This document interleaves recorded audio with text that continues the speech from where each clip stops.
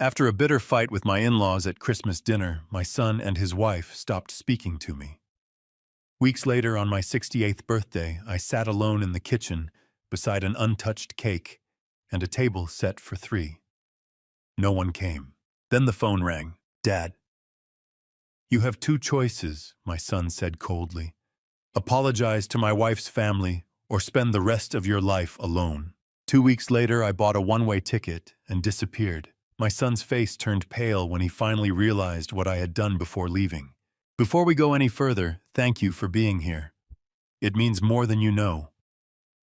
Drop a comment and tell me, where in the world are you watching from? Your city, your country. I want to know who's in this room with me. A small note. This story weaves in fictional elements for storytelling purposes. The names and places are imagined, but everything it's trying to say to you is worth hearing. I want to tell you about the night my son gave me two choices, and I chose the third. But before I get to that night, I need you to understand something. The moment a man realizes he has been invisible in his own family, it doesn't come with thunder. It doesn't announce itself. It arrives the way winter does in Nashville, slowly, then all at once. And by the time you feel the cold in your bones, it's already been there for months. My name is Harold Mitchell. I am 68 years old. I built a construction company from $400 and a second-hand truck. I raised a son I would have died for. I loved a woman for 37 years, who was without question the best decision I ever made. And after she passed, after Margaret left me alone in a house full of her handwriting on recipe cards, and the smell of her perfume still caught in the curtains I held on to, the one thing I had left. My son Daniel. Now I want to be clear about something before I go any further. This is not a story about a bitter old man. I am not bitter. Bitterness is what happens when you swallow your pain and let it rot.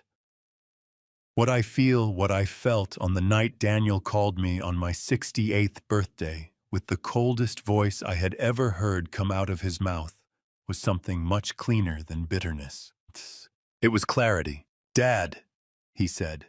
And even the way he said that one word flat, rehearsed like he had been practicing it in the car on the way home, told me everything I needed to know about where this conversation was going.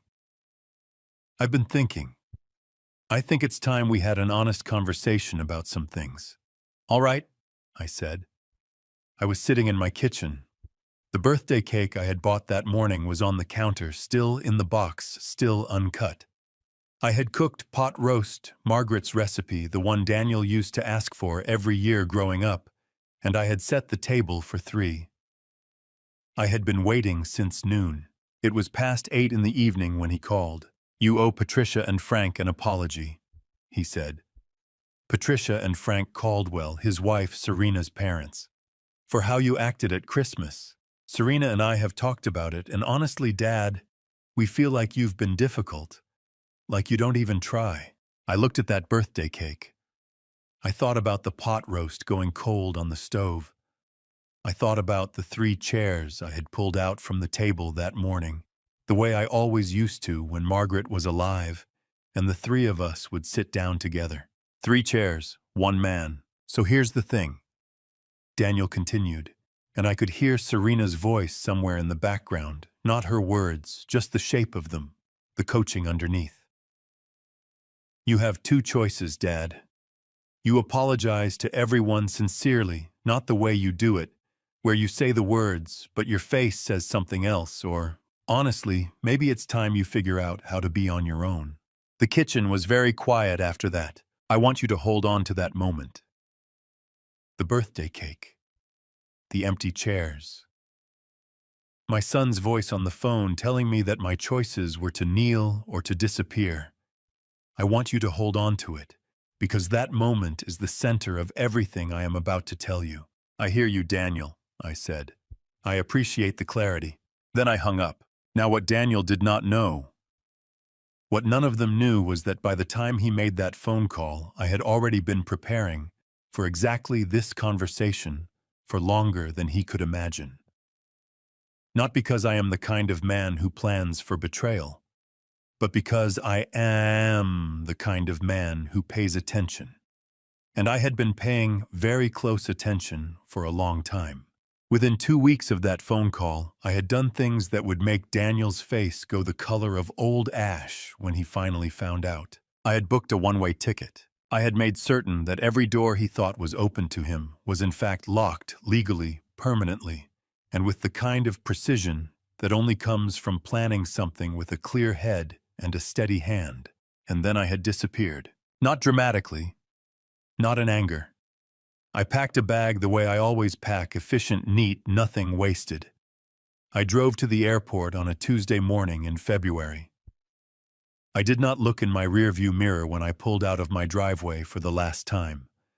Not because I was trying to be cinematic about it, but because everything I needed to say goodbye to, I had already said goodbye to the night before. The look on Daniel's face when he finally understood what I had done before leaving, when he came back and found doors closed that he had never once thought to check while they were open. That is the story I am here to tell you. But you cannot understand the ending without understanding the beginning. And the beginning starts 40 years ago with $400, a second-hand truck, and a name I was determined to make mean something in this city. So let me tell you about these two hands and what I built with them. I started Mitchell & Sons with $400, a second-hand Chevy truck that had 200,000 miles on it, and a heater that only worked if you hit the dashboard in exactly the right spot, and a name I had borrowed from a future I hadn't built yet. The Sons part Y put that in before Daniel was even born. Margaret thought that was the funniest thing she had ever heard. Harold Mitchell, she said, laughing so hard she had to put down her coffee mug on the kitchen counter. You haven't even got the son yet, and you're already putting him to work. I'm thinking ahead, I told her. She shook her head, still grinning, and reached over and fixed the collar of my work shirt the way she always did, straightening things that didn't strictly need straightening, just because her hands needed something to do when she was happy. You are the most stubborn, most forward-thinking, most impossible man I have ever met, she said. I mean that as a compliment. I know you do, I said. That was 1987. I was 30 years old. We were living in a rented house on the east side of Nashville, the kind of neighborhood where everybody knew everybody's business, and nobody locked their doors, and Margaret was 4 months pregnant with Daniel. I had been working for another man's construction company for 6 years, long enough to know exactly how it should be run, and long enough to know I wanted my name on the truck. The first job Mitchell & Sons ever did was a bathroom renovation in Germantown. 3 days of work, $280 after materials. I came home that Friday evening with the check in my shirt pocket, and Margaret was at the stove making chicken and rice, and I pulled the check out and held it up without saying a word. She turned around, looked at it, looked at me, and her eyes went bright and full all at once, the way they did when something mattered to her deeply. She pressed her lips together tight, trying not to cry, and then she absolutely failed at that, and cried anyway, laughing at herself while she did it, wiping her face with the dish towel. Harold, she managed. Mitchell & Sons, I said. She walked over and put both arms around me, dish towel still in hand, and held on. I held on right back. We stood in that kitchen for a long time. Daniel was born 4 months later on a Thursday in October at Vanderbilt Medical Center. I held him in the delivery room, and my hands, these big, rough contractor's hands that had laid tile and poured concrete and swung hammers in July heat, were shaking so badly the nurse asked if I was all right. Fine, I said. My voice came out strange, thick. I'm absolutely fine. I was not fine. I was undone completely. In the best possible way. He was so small. That's the thing they don't prepare you for, how small a baby actually is, how it seems impossible that something that small could be the thing that rearranges your entire understanding of what matters. I looked at his face and I thought with a certainty I have never felt before or since about anything, I would burn the whole world down for you. Margaret reached up from the bed and touched my arm. You're going to drop him if you keep shaking like that, she said softly. I'm not shaking, I said. Harold. Her voice was gentle and laughing all at once. Your whole body is vibrating. I looked down at Daniel. He had his eyes closed, his tiny fists curled up near his face. I built a company for him, I told Margaret. Before he was even here, I built it for him. I know, she said. He'll know that too, someday. She was right about most things, Margaret. She was right about that. The years that followed were the kind that don't make for dramatic storytelling, but make for a good life. I worked 6 days a week for the first decade, early mornings, late evenings, every Saturday, and most Sunday afternoons. Mitchell and Sons grew from bathroom renovations to full residential builds to, by the mid-90s, commercial contracts. We hired our first employee in 1991. By 2005, we had 12 people on payroll and were managing commercial properties across Nashville. I missed things. I won't pretend I didn't. Daniel's third-grade school play, I was on a job site in Brentwood. His first Little League game, I made it to the last 2 innings and caught the look on his face when he spotted me in the stands, the way his whole body straightened up with pride, and that look cost me more than any contract I ever signed. Dad, he said after the game, running over with his cap pushed sideways. Did you see my hit? I did. I lied. I had not. But I had seen his face when he saw me. That was enough. He grabbed my hand and pulled me toward the concession stand, talking a mile a minute about the game, about his coach, about something Tommy Henderson had done in the outfield that was apparently the funniest thing in the history of baseball. I let him pull me, my hand wrapped around his small one. I thought about the company, about the name on the truck, about the future I was building one contract at a time. For him. When Daniel was 17, I sold our first property, the house I had bought and renovated on Fatherland Street, to pay for his college tuition deposit. Margaret had the paperwork ready before I even asked. You didn't have to do that, she said one evening, sitting at the kitchen table with the signed documents between us. Yes, I did, I said. She looked at me the way she sometimes did, like she was reading something written very small in my face. You know he loves you, she said. You know that, Harold? He doesn't need a company or a house or a college fund to know you love him. He just needs you to show up. I show up, I said. I know you do. She reached across the table and put her hand over mine. I just want to make sure you know that the rest of it, the company, the properties, all of it, it's good, Harold. It's good work. But it's not the whole of you. Don't let it be. I squeezed her hand. As long as I've got you telling me that, I said, I'll be all right. She smiled the slow, sure smile that she saved for moments when she knew something I was still learning. Well, she said, I intend to be around for a good while yet. She was wrong about that one, but I did not know it then. And on that evening in that kitchen with her hand over mine, and Daniel's college acceptance letter on the refrigerator, and Mitchell and Sons with 12 employees, and a name that meant something in this city, I was by every measure that mattered a happy man. That happiness, it turned out, had an expiration date I couldn't see coming. Margaret Mitchell passed on a Tuesday in October at 12 minutes past 3 in the afternoon, with her hand in mine, and the television in the corner of the hospital room, playing a nature documentary she had no interest in. She had been sick for 14 months. Not the kind of sick that arrives with drama, no sudden collapse, no ambulance in the driveway.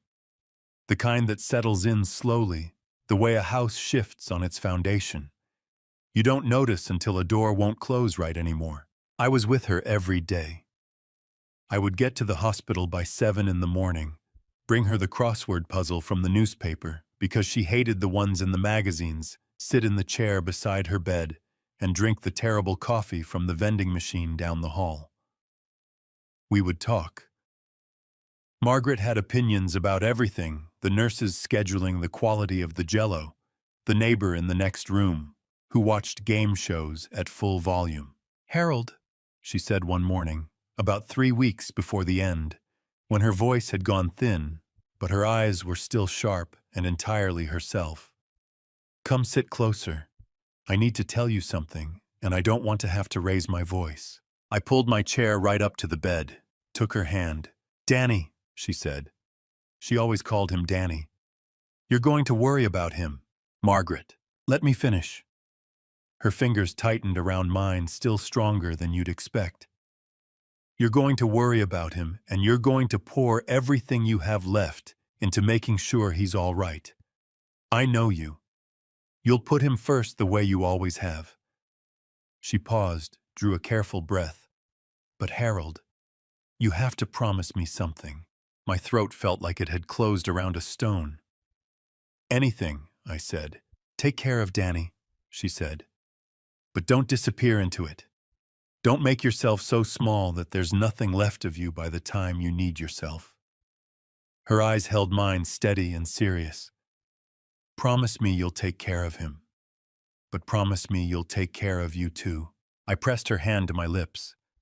I couldn't speak for a moment. When I did, my voice came out rough and broken at the edges. I promise, I said. She studied my face the way she always did when she was deciding whether to believe me. Then something in her expression softened. Good, she said. Now go get me a crossword. This one's too easy. I kept the first half of that promise. The second half, that one I struggled with. The hospital released me at noon on the day she passed. I drove home alone on a Tuesday in October, the kind of afternoon where the light goes gold and sideways through the trees, and Nashville looks almost unbearably beautiful. And I sat in my driveway for 22 minutes before I could make myself go inside. The house felt different. Not empty, there were still 37 years of Margaret in every corner of it. Her handwriting on the recipe cards tucked inside the kitchen drawer. Her reading glasses on the nightstand. A coffee mug, she favored the one with the chip on the rim that I had offered to throw away a dozen times, and she had refused a dozen times. The house was full of her, and she was nowhere in it. Daniel came. He and Serena drove down from their place that same evening, and I was grateful for that. I won't pretend I wasn't. Daniel hugged me in the front hallway, really held on, and I felt how much he was hurting too, and I thought, at least we have each other. Dad, he said, pulling back, his eyes red. I'm so sorry. I'm so sorry. I know, son, I said. I know. Serena stood a few feet behind him, a composed, careful woman who expressed sympathy the way some people sign documents correctly and at a distance. Harold, she said, if there's anything we can do. Thank you, Serena, I said. They stayed 3 days. Then they went home. And the house got quiet in a way that had no bottom to it. That first year, Daniel called on Sundays. Every Sunday, regular as weather. We would talk for 20-30 minutes about the company, about his projects, about small things that didn't matter much, but kept the line open. I lived for those calls more than I ever told him. The second year, the Sunday calls became every other Sunday, then once a month. I told myself he was busy. He was building his career, his life with Serena, the kind of momentum that a man in his mid-30s needs to keep. I understood that. I did. It was around that time that I properly met my neighbor, Maggie Cooper. Maggie had lived next door for 11 years, but the way things go in suburbs, we had exchanged little more than waves over the fence and the occasional borrowed tool. Her husband Ron had passed 2 years before Margaret. She was 65, sharp-tongued in the kindest possible way, and she had a habit of appearing at my door on weekend mornings with 2 cups of coffee already made, as if she had simply decided we were going to be friends and was giving me no say in the matter. The first time she did it, I opened the door, and she held out the mug and said, "You look like you haven't talked to another human being in 4 days." "Woon." 3, I said. "Close enough." She nodded toward the porch chairs. "Sit. I'm not going anywhere for at least an hour." I took the coffee. I sat.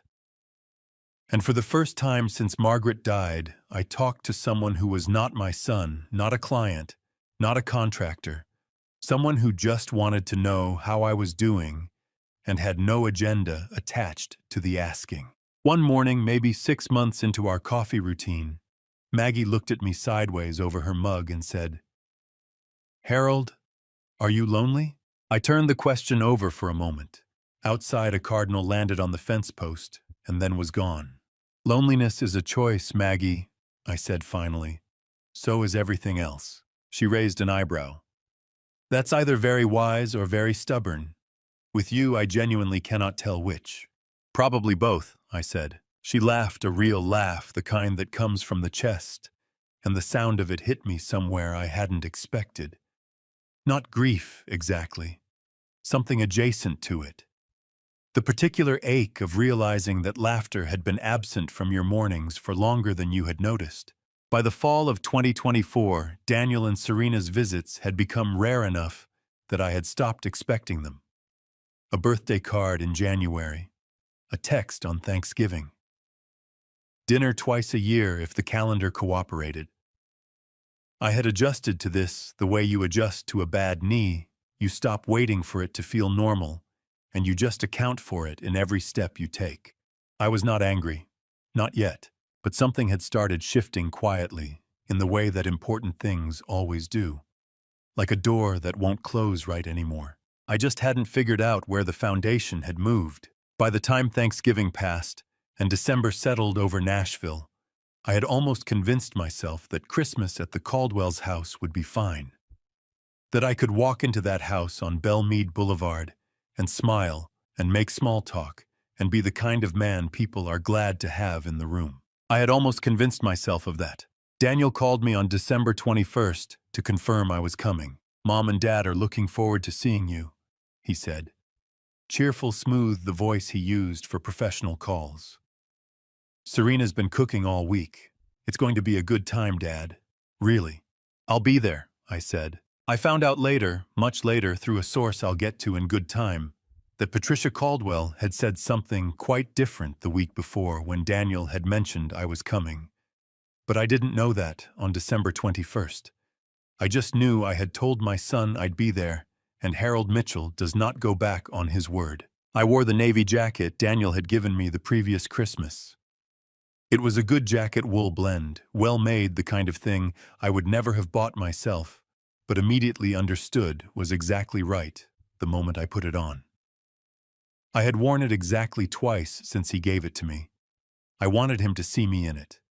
I wanted him to know I had kept it. Patricia and Frank Caldwell lived in Belmead, which is the kind of Nashville neighborhood that has its own zip code and its own unspoken rules about which cars belong in which driveways. The houses sit back from the street behind old trees, the kind that take generations to grow, and the whole area has the particular stillness of a place where money has been sitting long enough to get comfortable. I had built 2 commercial properties in Belmead in the 90s. I knew the streets. I had just never had occasion to drive them on a December evening as a guest. Their house was on a corner lot, brick colonial 4 white columns out front, a wraparound porch strung with white lights for the holidays. Every window glowed. From the street it looked like a Christmas card, the kind that doesn't have a return address. I arrived at 6:45. Dinner was at 7.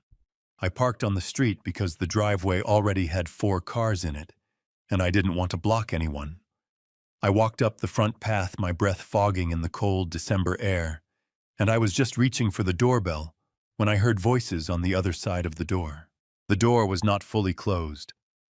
A half-inch gap where it had settled wrong in the frame, the kind of thing a contractor notices immediately and a homeowner forgets about for years. Through that gap, I could hear clearly. Patricia's voice first. Warm, polished, carrying that particular southern inflection that makes pointed things sound like pleasantries. "I just hope he doesn't make it into a whole thing again, the way he did at Thanksgiving." Then Frank, lower, agreeable in the way of a man who has made a career of agreeing. "He means well, Patricia." "Frank." A short exhale, the sound of someone setting down a glass. "Daniel married well despite his background. I respect that. I do. But that father of his, Harold, I worry he's going to become a fixture we simply cannot remove. He has no idea how to read a room, and he gets so defensive about that little construction business, as if anyone is impressed.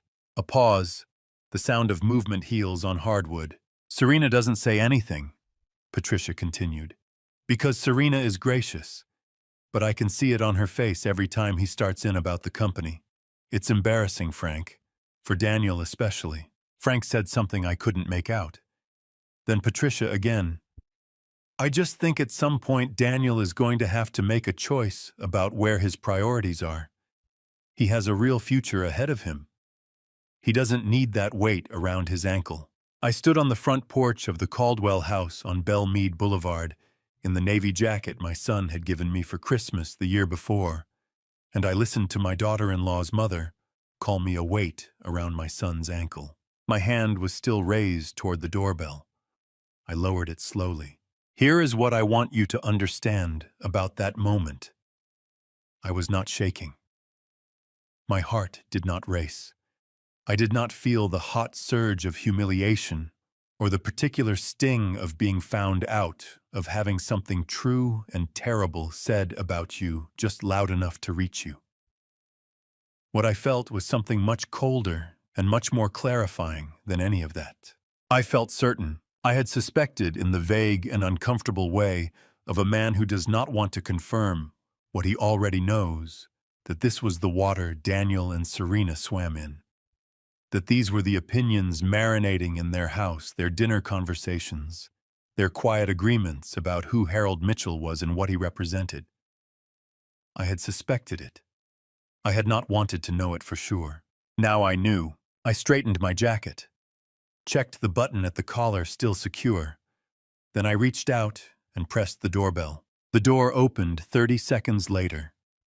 Patricia Caldwell stood in the entrance in a burgundy dress, her silver hair swept back, a smile arranged on her face with the precision of a woman who has been arranging smiles for company since before Daniel was born. "Harold," she said, warm as a hearth, "you made it. Come in, it's freezing out there." "Patricia." I shook her hand, firm, brief, professional. "Beautiful home. Those lights out front are something else. Frank picked them out," she said, touching my arm lightly as she stepped back to let me in. "He has a real eye for it." Frank appeared from the direction of the living room.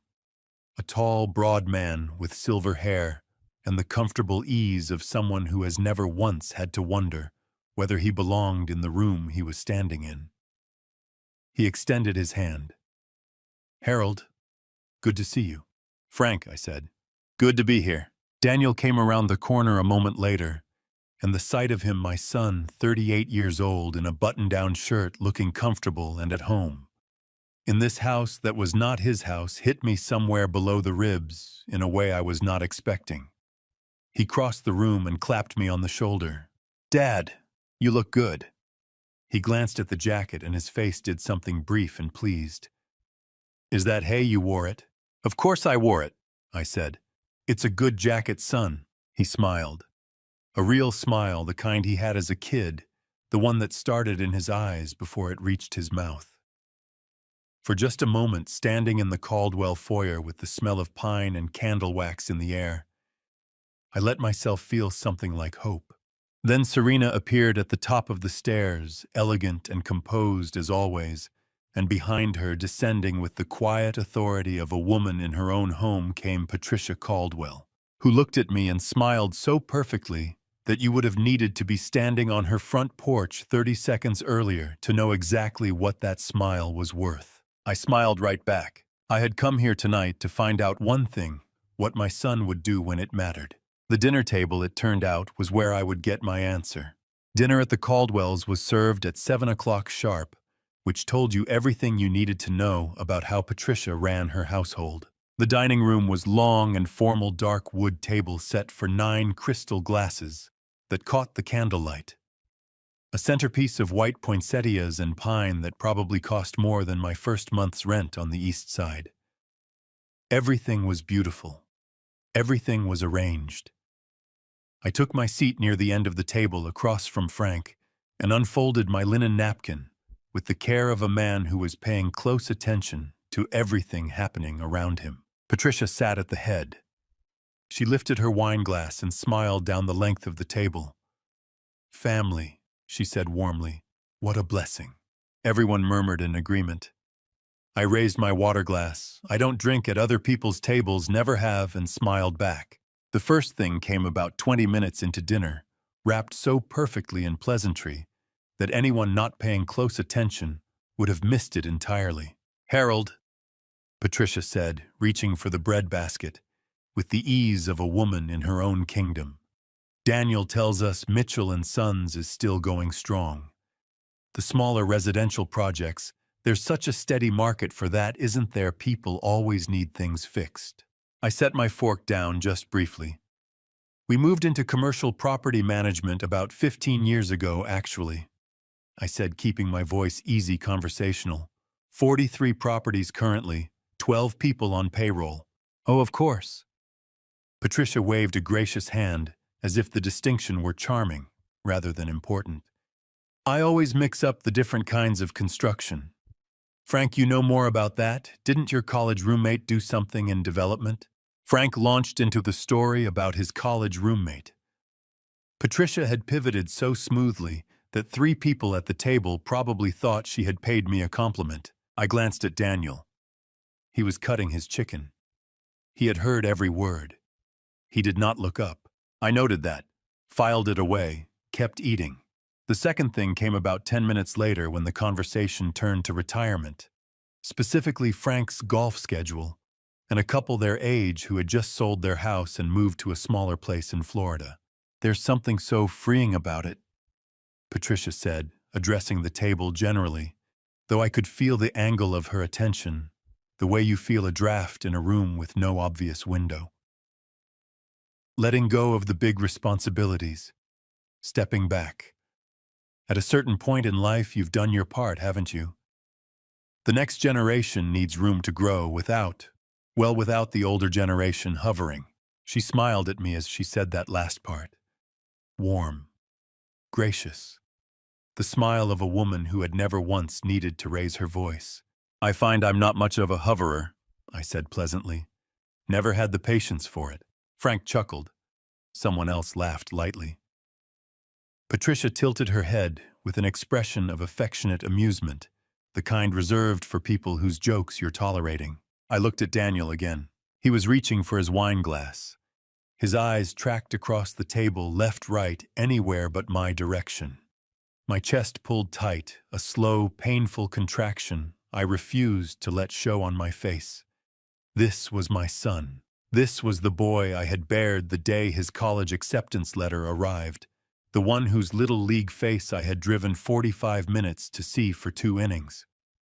He was sitting 8 feet away from me, and he was choosing methodically and deliberately not to see me. I breathed through it, because I needed one more data point. The third thing Patricia said arrived with dessert. She was telling a story about a friend's daughter who had finally convinced her father to let go of his old business and enjoy the years he had left. She told it with great warmth, great appreciation for the father's eventual wisdom. "It takes a certain kind of self-awareness," Patricia said, "to recognize when holding on becomes a burden to the people you love most."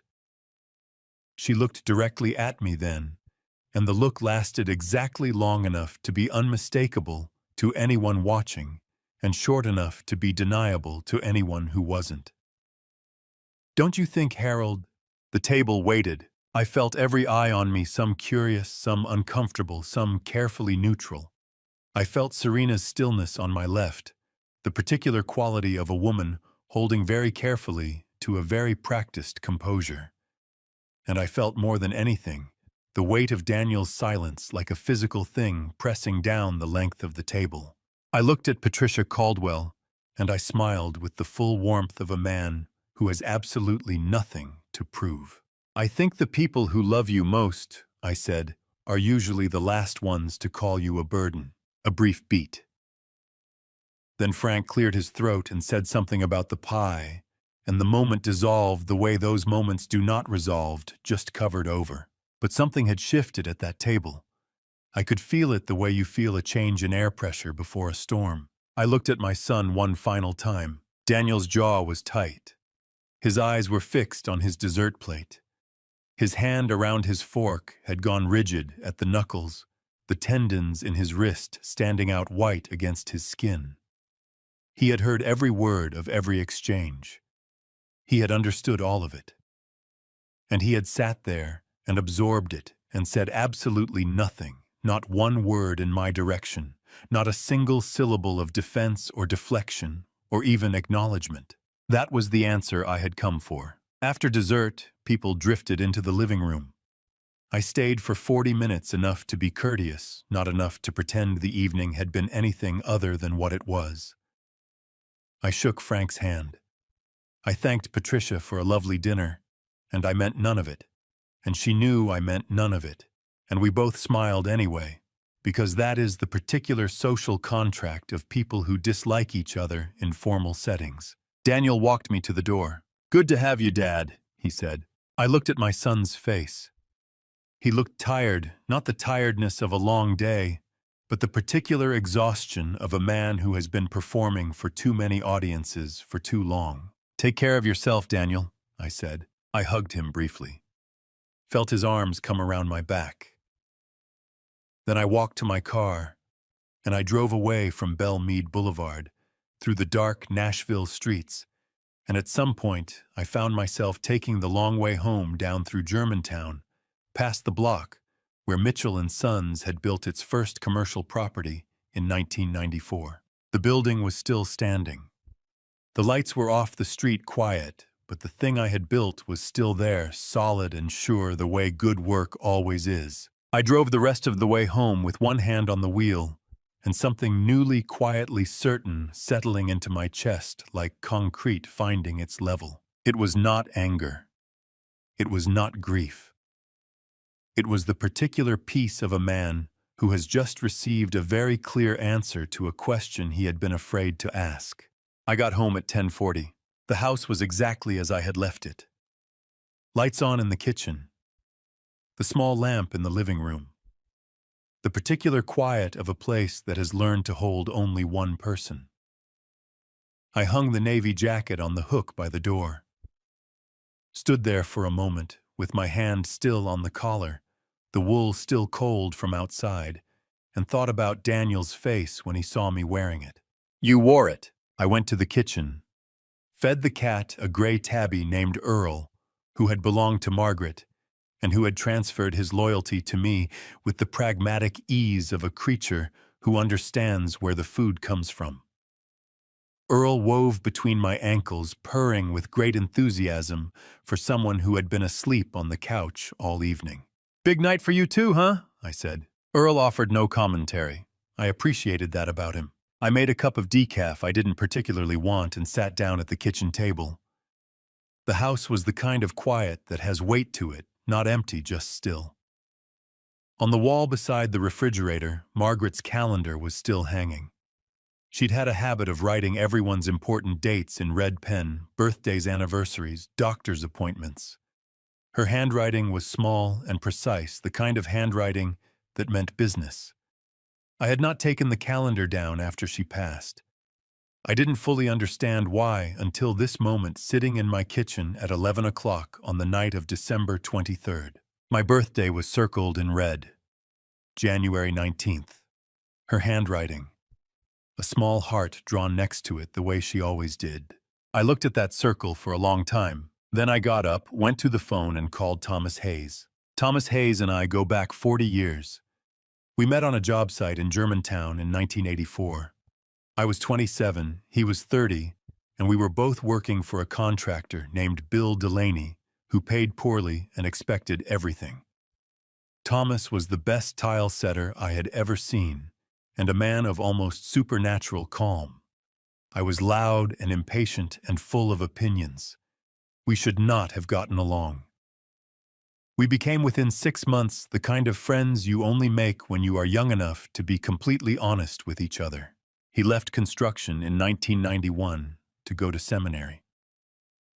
I gave him grief about it for a full year before I admitted privately and never out loud that it was exactly the right thing for exactly the right man. He had been the pastor of a small Baptist church in East Nashville for going on 20 years now. He preached on Sundays, counseled his congregation on Tuesdays and Thursdays, and answered his phone at 11 o'clock on a weeknight without complaint. He picked up on the second ring. "Harold." His voice was low and unhurried, the voice of a man who has spent decades learning how to be present in difficult moments. "It's late." "I know," I said. "I'm sorry, Tom." "Don't apologize," he said. "What's going on?" I wrapped both hands around my coffee mug. Earl jumped onto the table, and I pushed him gently back off. "I need to get some things in order," I said. "Legal things. I've been putting it off." A pause. Not the pause of a man who didn't understand, the pause of a man who understood completely and was choosing his next words carefully. "How serious?" he said. "Serious enough that I wanted someone to know," I said, "before I did anything." Another pause. I heard him shift in his chair. I knew the sound of that chair, had sat in it 100 times in his small office at the church, drinking bad coffee and talking about things neither of us would say to anyone else. "Does this have to do with Daniel?" Thomas asked. I looked at the calendar on the wall. The red circle. The small heart in Margaret's handwriting. "It has to do with everything, Tom," I said. "Daniel, the house, the company, all of it. I've been watching something for a long time, and tonight I finally got the answer I needed." My voice was steady. Not angry, not shaking, just steady the way it gets when I have made a decision that is not going to change. "I need a good attorney. Someone thorough. Carol Briggs is the right person." "You've already thought this through," Thomas said. It was not a question. "I've been thinking it through for 2 years," I said. "Tonight I just finished the thought." Thomas breathed out slowly on the other end of the line. I could picture him exactly in his study at home, the lamp on the desk, his Bible open to whatever passage he had been reading before I called. He was not a man who panicked. He was not a man who lectured. He was a man who listened to the full weight of a thing before he said anything about it, which was in my experience a rarer quality than it sounds. "What do you need from me?" he said. Something in my chest loosened slightly, just slightly, the way a joint releases after long tension. "I need you to know," I said, "and I need you to help me make sure it's done right, cleanly. If things go the way I think they're going to go, Daniel is going to come looking for answers at some point. I need someone he trusts, who can tell him the truth without flinching." Thomas was quiet for a moment. Then, "You know I won't lie to him, Harold. Not even for you." "I know," I said. "That's why I'm calling you and not someone else." I heard him exhale again. Something careful in it. Something that sounded, if I was reading Thomas Hayes correctly, after 40 years, like a man deciding to trust the judgment of a friend he respected, even when he didn't fully understand it yet. "Call me when you're ready to move forward," he said. "I'll help you do it right." "Thank you, Tom." "Harold." His voice shifted slightly, just slightly, the way it did when he was about to say something that came from the pastor in him rather than the friend. "Whatever has happened, whatever is happening, you know where I stand." "I know," I said. "Good night, Tom." I set the phone down. Earl had gotten back onto the table while I wasn't paying attention, and was sitting with great dignity in the center of it, watching me with the unreadable patience of a cat who has witnessed everything and judged nothing. "You're not supposed to be up there," I told him. He blinked once, stayed exactly where he was. I left him there. Rinsed my mug, dried it, put it back on the shelf, went to the bedroom, sat on the edge of the bed, and looked at the photograph on the nightstand. Margaret and me, 1981, our wedding day. She was laughing in the picture, the way she laughed at everything, with her whole face holding nothing back. "I had a hard night," I told her. The photograph did not answer, but I had not expected it to. I had learned over 3 years of one-sided conversations that the not answering had its own comfort. She was listening. That was enough. "I think I know what I have to do," I said. "I think I've known for a while." I turned off the lamp, lay down, stared at the ceiling for a while, and then for the first time in longer than I could remember, I fell asleep before the worry could catch me. Christmas morning came at 6:15 the way it always does. I made coffee, looked out the kitchen window at the frost on the grass. At 9:03, my phone buzzed on the counter. A text from Daniel. 3 words, "Merry Christmas, Dad." I looked at those 3 words for a long time. Thought about all the words they were standing in for. All the words that were not there. I typed back, "You too, son." Then I put the phone face down on the counter, poured my coffee, and began to think very carefully about January. After Christmas, the silence from Daniel and Serena settled in the way cold settles into an old house, not through any single gap you can point to, just gradually, persistently, until one morning you realize you have been wearing 2 sweaters indoors, and you stopped noticing when that became normal. The Sunday calls did not come back. I had not expected them to. What I had not quite prepared for was the texts, or rather the absence of them. In the first week of January, I sent Daniel one message. Short, casual, the kind of thing that leaves the door open without making a production of it. Thinking about heading to Puckett's for dinner. Saturday, want to join? He replied 4 hours later. Busy this week, Dad. Maybe next time. I put the phone down on the kitchen table and went outside to pull weeds. It was 38 degrees. The garden had nothing growing in it worth protecting, but my hands needed something to do that wasn't waiting for a text message that wasn't coming. I worked for an hour pulling dead stems, turning soil that didn't need turning, doing the kind of work that doesn't require thought, and therefore leaves the mind completely free to think.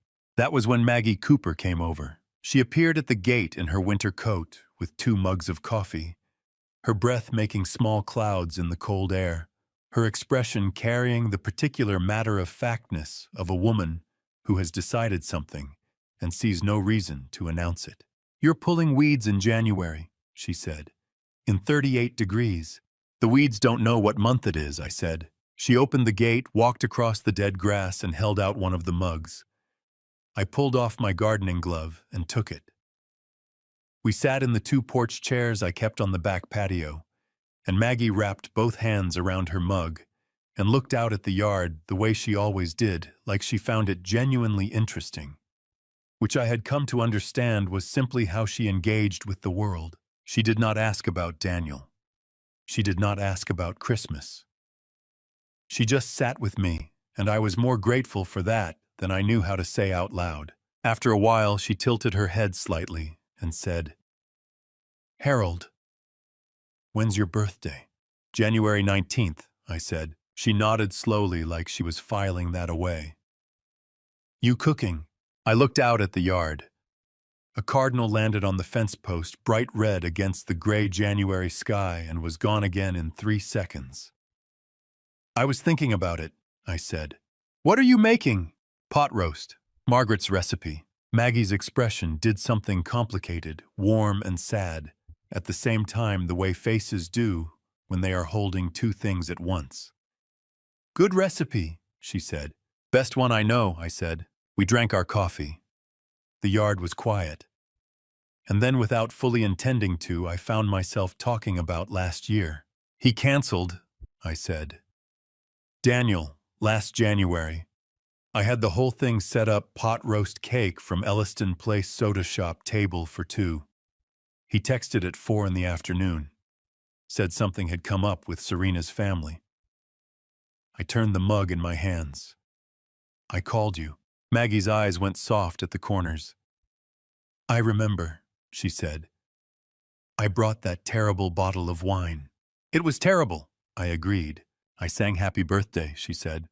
"Off-key, extremely off-key. And you laughed," she said, pointing her mug at me like she was making a legal argument.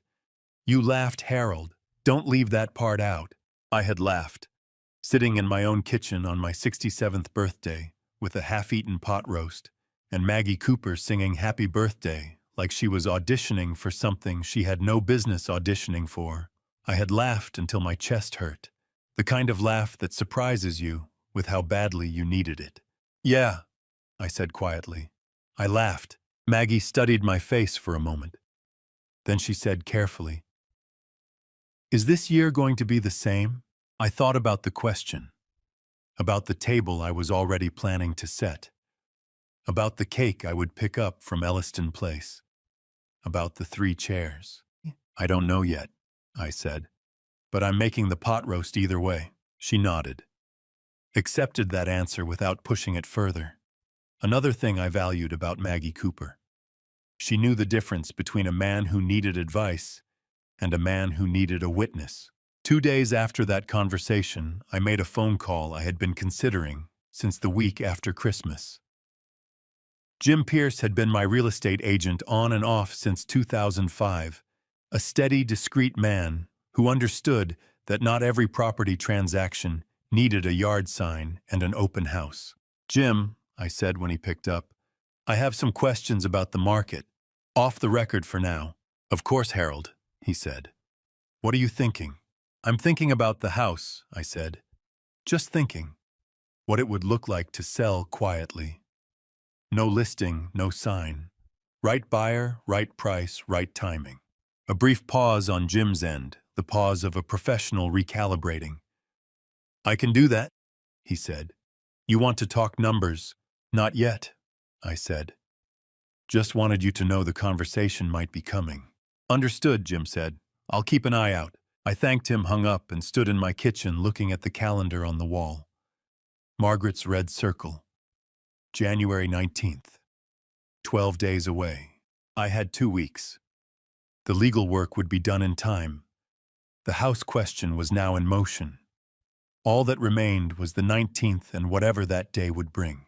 For the first time in a long time, I was not dreading what was coming. I was ready for it.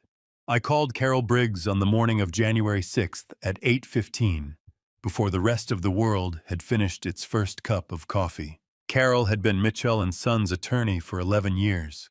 She was 54, methodical to the point of being almost musical about it, and she had the particular quality of a lawyer who has seen enough human mess to be unsurprised by any of it, while remaining somehow genuinely interested in every new version.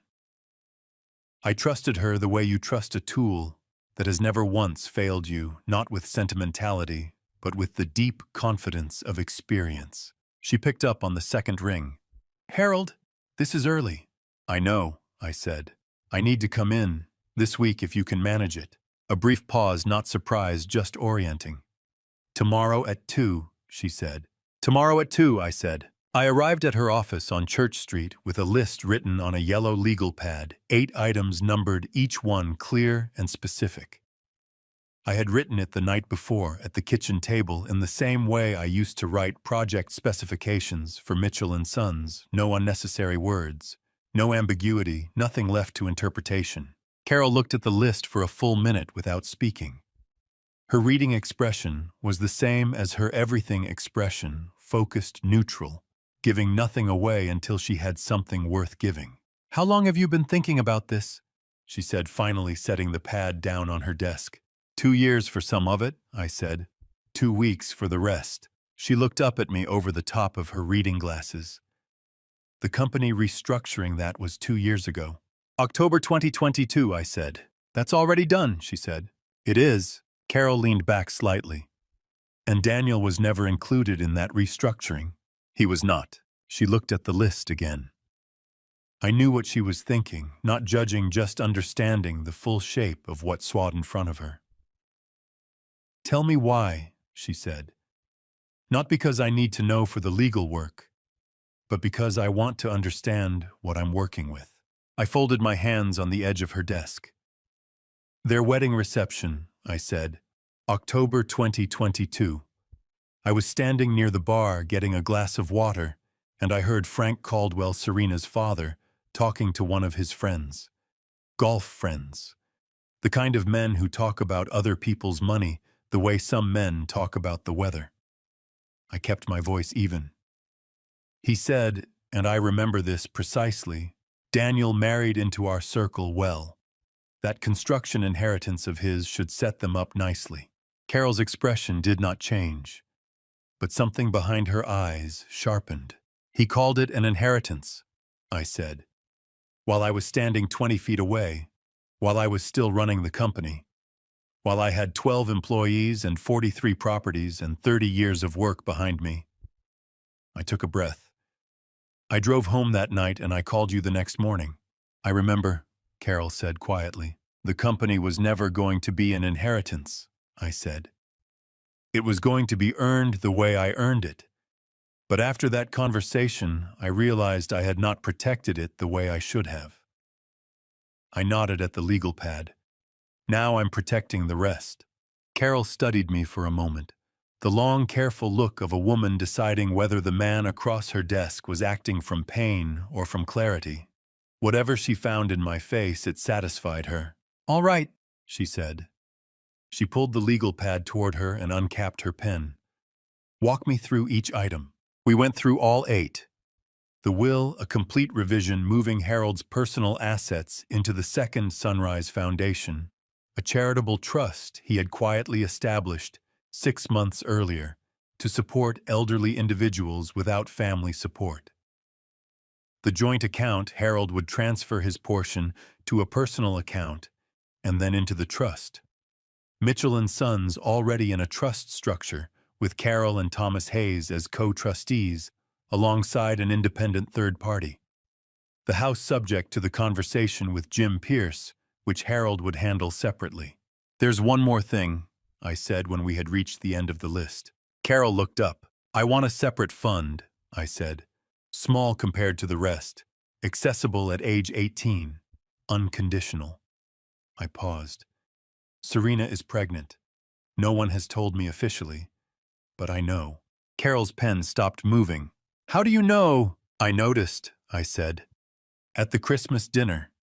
She declined wine twice the way a person does when they have a reason they're not ready to explain yet." I kept my voice steady, though the back of my throat had gone tight, in a way I was working to manage. "I don't know if it's a boy or a girl. I don't know if they'll use my name for anything, or if I'll ever be in the same room as that child. But I want there to be something there for them, regardless of everything else. Just something." Carol looked at me for a long moment. Then she wrote something on her pad. "No conditions on behavior," I said. "No strings attached to who he becomes or what he does with his life. Just the age, that's all." I paused. "Just love, the way it should have been." She nodded once, wrote that down too. By the time I walked out of Carol's office at 4:15 that afternoon, the legal machinery was in motion. What would take weeks to finalize had been set into motion with a conversation and a handshake and 8 items on a yellow legal pad. I called Jim Pierce from the parking garage. "Jim," I said, "that conversation we talked about, I'm ready to have it. I've got a buyer who might be interested," Jim said. "Couple from Franklin looking for an established neighborhood. Off-market, quick, close, clean transaction. You want me to reach out?" "Reach out," I said. I sat in my car in the parking garage for a few minutes after that call. The concrete walls were gray and damp, the fluorescent lights buzzing faintly overhead. Not a beautiful place to sit with the weight of what I had just done. But Harold Mitchell has never needed beautiful surroundings to make a clear decision. I had 12 days until my birthday. The legal work was moving. The house was spoken for quietly. All that remained was January 19th, and whatever Daniel chose to do with it. I was 67 years old, sitting in a parking garage on Church Street in Nashville, and for the first time since Margaret died, I felt completely in control of my own life. It was, I realized, a remarkable feeling. I need to stop here for just a moment, because what I'm about to tell you next is the part I almost didn't include, the part that changed everything. Before I go on, type "tell me" in the comments if you want to hear it. I'll know you're still in the room with me. Fair warning. The story from here carries some fictional elements crafted to bring the truth of it to life. If you're looking for something told without that, feel free to step out here with my full respect. I woke up at 6:15 on January 19th, the way I always do, not because of an alarm, but because 68 years of early mornings have rewired a man's body past the point of sleeping in. The light through the bedroom curtains was the pale gray of a Nashville January, thin and non-committal, the kind of light that makes no promises. I made coffee. I stood at the kitchen window and watched a pair of sparrows argue over the empty bird feeder at the edge of the yard. I had forgotten to refill it, which Margaret would have pointed out approximately 3 days ago. I made a mental note to fill it later. Then I started cooking. Pot roast first. Margaret's recipe, the one that required a low oven and 4 hours of patience and filled the whole house with the kind of smell that lives in your memory long after the meal is gone. Then mashed potatoes, the real kind, with butter and cream and none of the shortcuts. Green bean casserole because Daniel had loved it since he was 9 years old and had never once stopped asking for it at family dinners. I set the table for 3. Ironed the good tablecloth, the white one Margaret saved for holidays, and laid it out smooth. Folded napkins. Polished 2 extra wine glasses, even though I don't drink because the table looked incomplete without them. At 10 o'clock, I drove to Elliston Place Soda Shop to pick up the birthday cake I had ordered 3 days earlier. The woman behind the counter, a young woman with red hair whose name tag said, Brianna, pulled the box from the refrigerator case and set it on the counter with the careful pride of someone who takes cake seriously. Chocolate layer with vanilla frosting, she said. Same as last year, Mr. Mitchell. My hand paused over my wallet. Same as last year, I said. She smiled and slid the box across the counter. She did not know, could not have known that last year, that same cake had sat on my counter for 4 hours before Maggie Cooper came over, and the 2 of us ate it standing at the kitchen island, because the table felt too formal for just 2 people. She did not know, and I did not tell her. I drove home. I put the cake on the counter. I looked at the table, 3 chairs, white tablecloth, wine glasses catching the winter light, and I thought one more time. Let's find out. By noon, there was no message from Daniel. By 2 o'clock, nothing. By 4, I had eaten a bowl of soup standing at the kitchen counter because the pot roast needed another hour, and I needed something in my stomach. The table sat exactly as I had set it. The 3 chairs, the folded napkins, the glasses with no wine in them. At 5 o'clock, I served myself a plate of pot roast and mashed potatoes and green bean casserole, and I sat down at my place at the table, not one of the extra chairs my place, the one I had sat in for 37 years of dinners, and I ate alone. The food was good. Margaret's recipes were always good. At 7 o'clock, there was a knock at the front door. Maggie Cooper stood on my porch in her winter coat, holding a small bunch of yellow tulips she had almost certainly driven 20 minutes to find in January, her cheeks pink from the cold, her expression carrying the particular mix of warmth and sorrow of a woman who has been thinking about this moment since at least this morning. "Happy birthday, Harold," she said. My throat did something unexpected, a tightening, a brief sting behind my eyes that I pushed back firmly because I was not going to cry on my front porch on my 68th birthday. "Maggie," I said, "come in." She stepped inside and handed me the tulips, and her eyes moved to the dining room, to the 3-chair table. The white tablecloth, the untouched wine glasses, and something moved across her face that she did not try to hide. Pain quick and genuine, the kind that comes from caring about someone. "Oh, Harold," she said very quietly. "The pot roast is excellent," I said. "Are you hungry?" She looked at me for a moment, really looked the way Maggie did when she was deciding whether to push or to follow, and then she took off her coat and hung it on the hook by the door. "I am absolutely hungry," she said. We ate together at that table, the 2 of us at one end of it, the extra chair and the extra setting still in their places, unused and unmentioned. Maggie talked about her sister's new house in Knoxville, about a book she was reading that she found infuriating and couldn't stop reading because of it, about a cardinal she had seen in her yard that morning that was the exact red of a stop sign. I listened. I ate. And at some point I realized that my chest had unclenched without my noticing, the way it does when you have been holding tension for so long that you stop feeling it until it releases. "This is a really good pot roast," Maggie said, pointing her fork at me.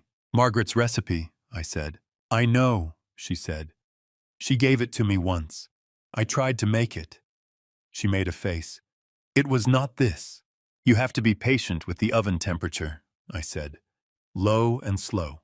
"I am a catastrophically impatient person," Maggie said. "We've established this."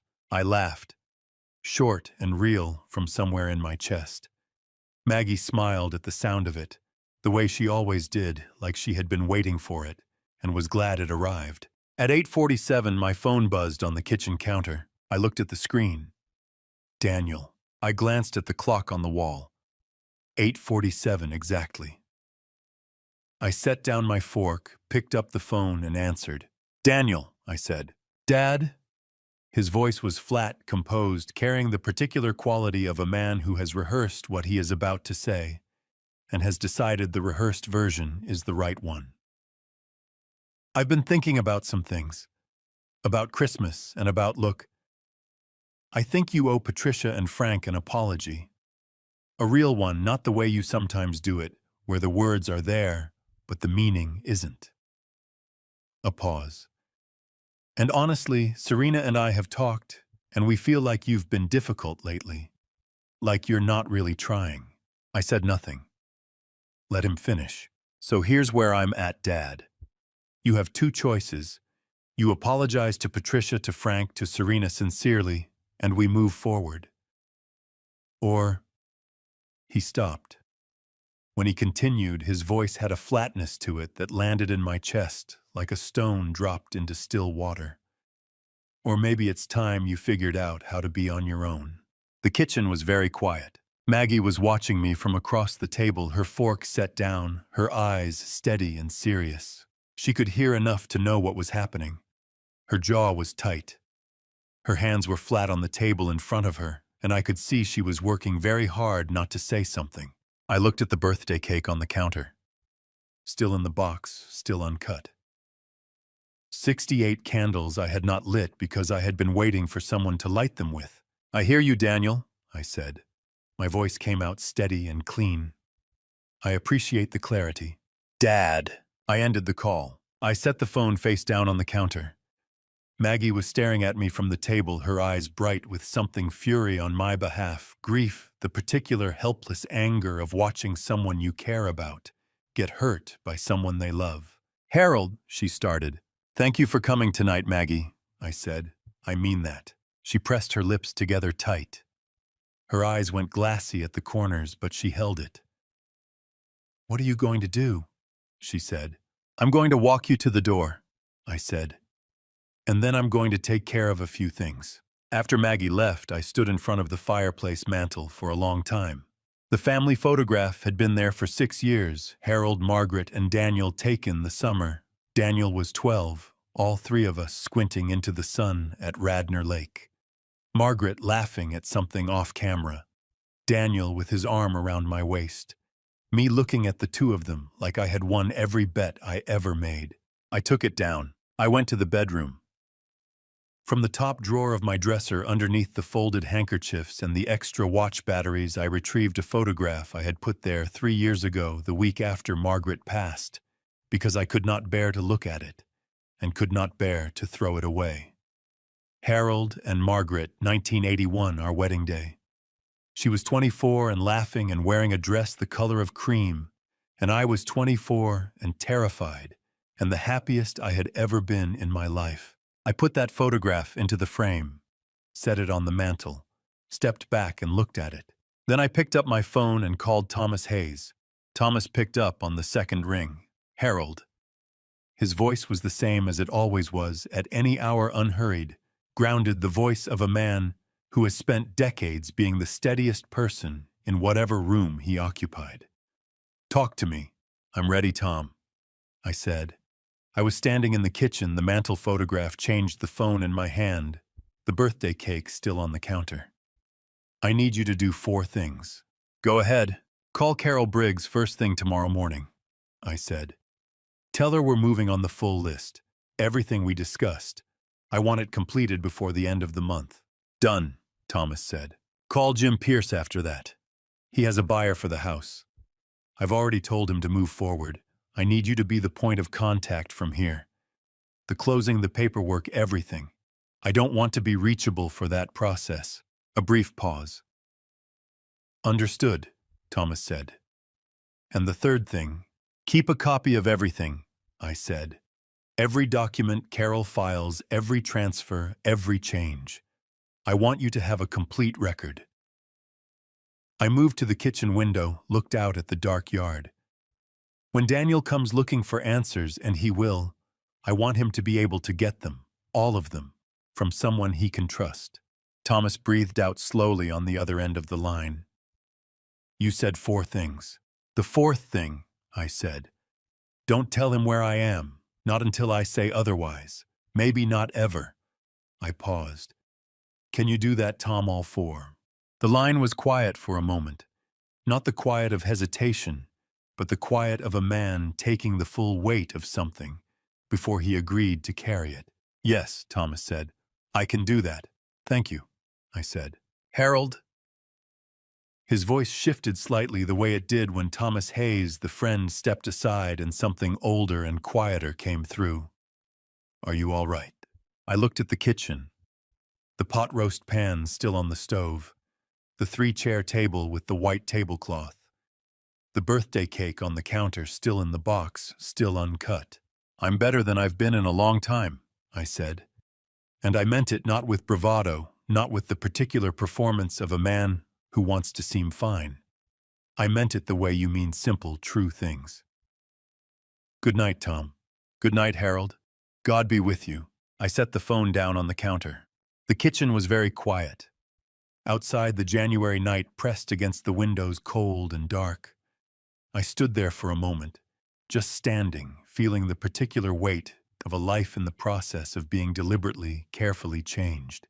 Then I reached into the kitchen drawer and took out the box of long matches Margaret used to use for the candles at Christmas. I opened the cake box. Chocolate layer, vanilla frosting, 68 candles in a spiral. I had asked Brianna at Elliston Place to put all 68 on it because Harold Mitchell has never seen the point of a symbolic number of candles when the real number was right there. I pressed each candle into the frosting, one by one, 68 of them, the way I had pressed nails into wood 1,000 times steadily, without hurry, doing the thing that needed to be done. Then I struck a match and lit them, all 68. The kitchen filled with the warm, unsteady light of 68 small flames, and it was, I will admit, a more beautiful sight than I had expected. I stood back and looked at it for a moment. 68 years. Not all of them easy, not all of them kind, but every single one of them mine. I went to the dining table, retrieved Margaret's photograph, the one I had been holding all evening, the one from the beach. In 2015, the one where she was laughing with her whole face. I carried it back to the kitchen and set it beside the cake, leaning it against the fruit bowl so she faced the camera. Then I took out my phone, opened the camera, and propped it against the cookbook stand on the counter, angled so it could see me, the cake, the photograph. I pressed record. I sat down on the kitchen stool in front of it all. 68 candles throwing warm light across Margaret's face in the photograph. The pot roast smell still in the air. The 3-chair table still set behind me. I picked up Margaret's photograph, held it so the camera could see both of us. Margaret, I said. My voice came out steady, which surprised me a little. You should see this. Our boy didn't come. I looked at her face in the photograph, the laugh lines at the corners of her eyes, the way her hair had gone silver at the temples by 2015, and how she had refused to do anything about it because she said she had earned every one of those silver hairs. I made pot roast, your recipe, the real one, low and slow. It came out right. I set the photograph down gently on the counter beside the cake. I want you to know I kept my promise. The first part of it, I took care of him the best way I knew how. The candle flames wavered slightly in some draft I couldn't locate. But there is a point, Margaret, where taking care of someone becomes teaching them that they can take you for granted. I crossed that line a long time ago. I think we both know that. I looked straight into the camera. I'm not angry, I said. I want whoever watches this someday to understand that. I am not angry, I am clear. Those are two completely different things. I reached into my shirt pocket and took out Margaret's wedding ring, the gold band I had kept on my nightstand for 3 years, the one I had brought downstairs tonight, without fully deciding why until just now. I set it carefully on the counter beside the photograph, in the small circle of warmth thrown by the nearest candles. Then I looked at my own left hand.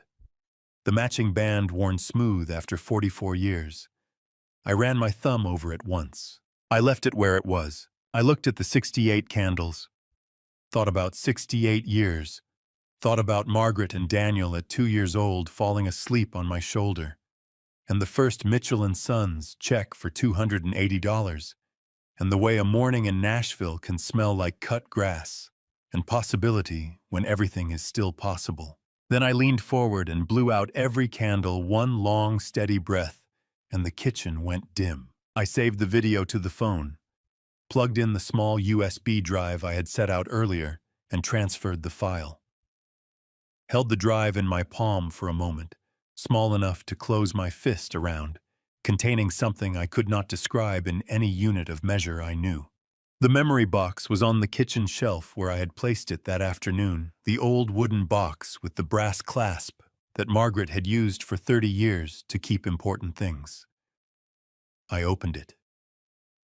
Set inside the family photograph from Radnor Lake, the one I had just taken off the mantel. Margaret's wedding ring. And the USB drive. I closed the clasp, carried the box to the dining table, and set it in the center between the 3 place settings on the white tablecloth, in the exact center of the table, as if it were the centerpiece I had forgotten to arrange. I stepped back and looked at it. Then I washed every dish, dried every pot, put every leftover away with the careful attention of a man tidying up for the last time.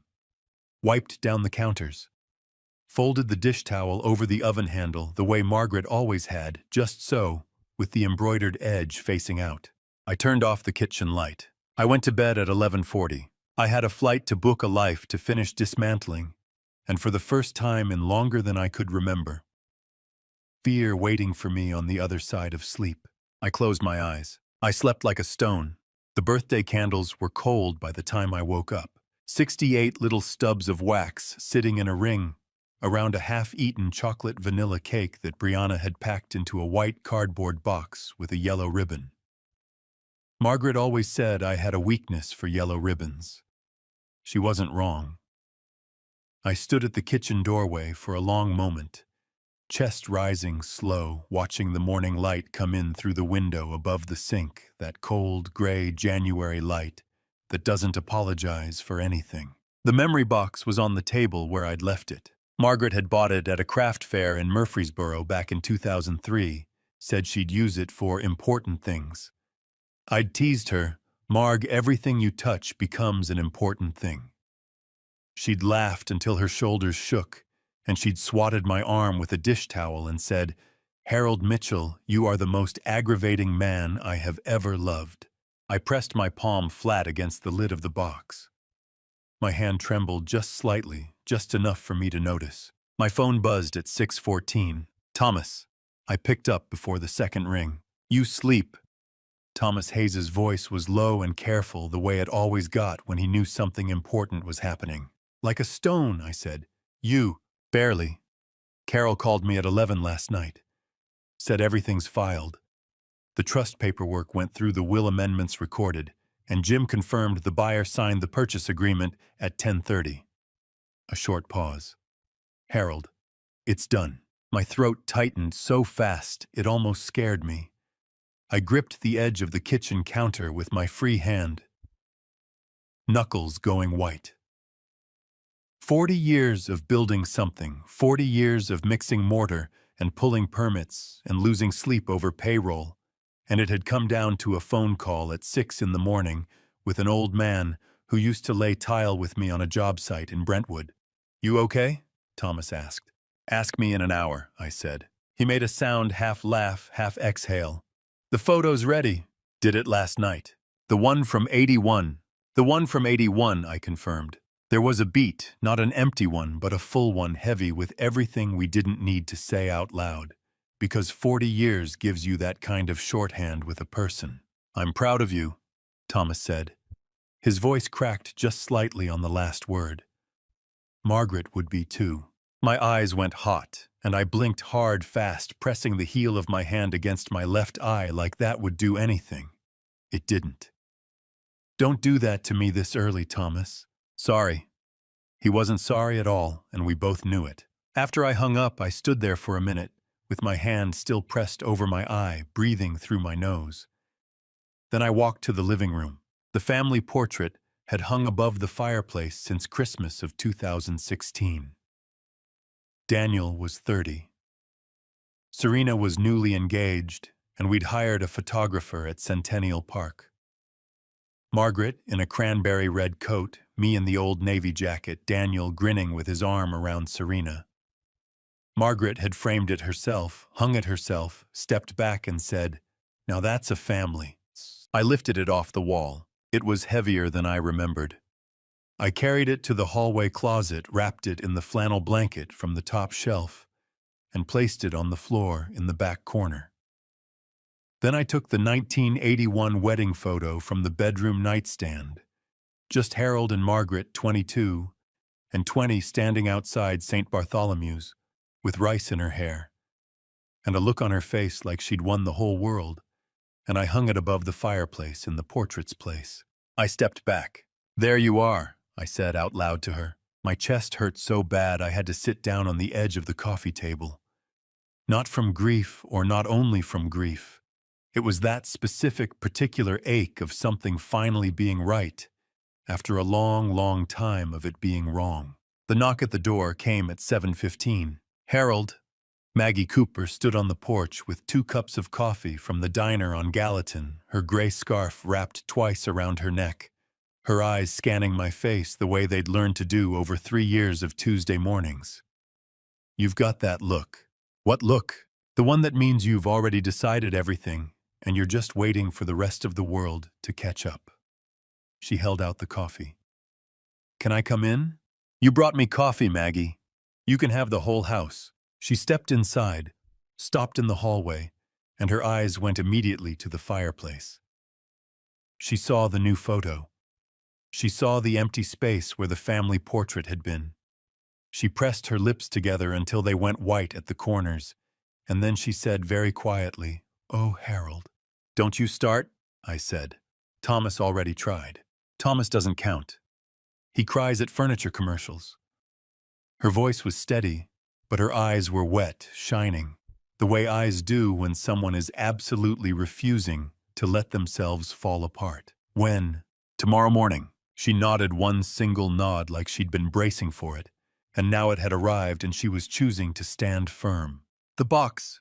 she asked, nodding toward the kitchen table. "It stays," I said, "right there where you're looking at it, so whoever walks in next can't miss it."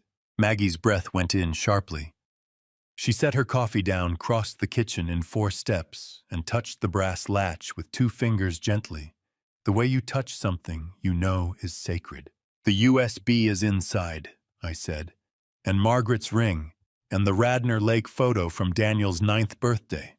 Maggie made a sound, then low broken pressed between her teeth, and turned to face the window over the sink. Her shoulders moved.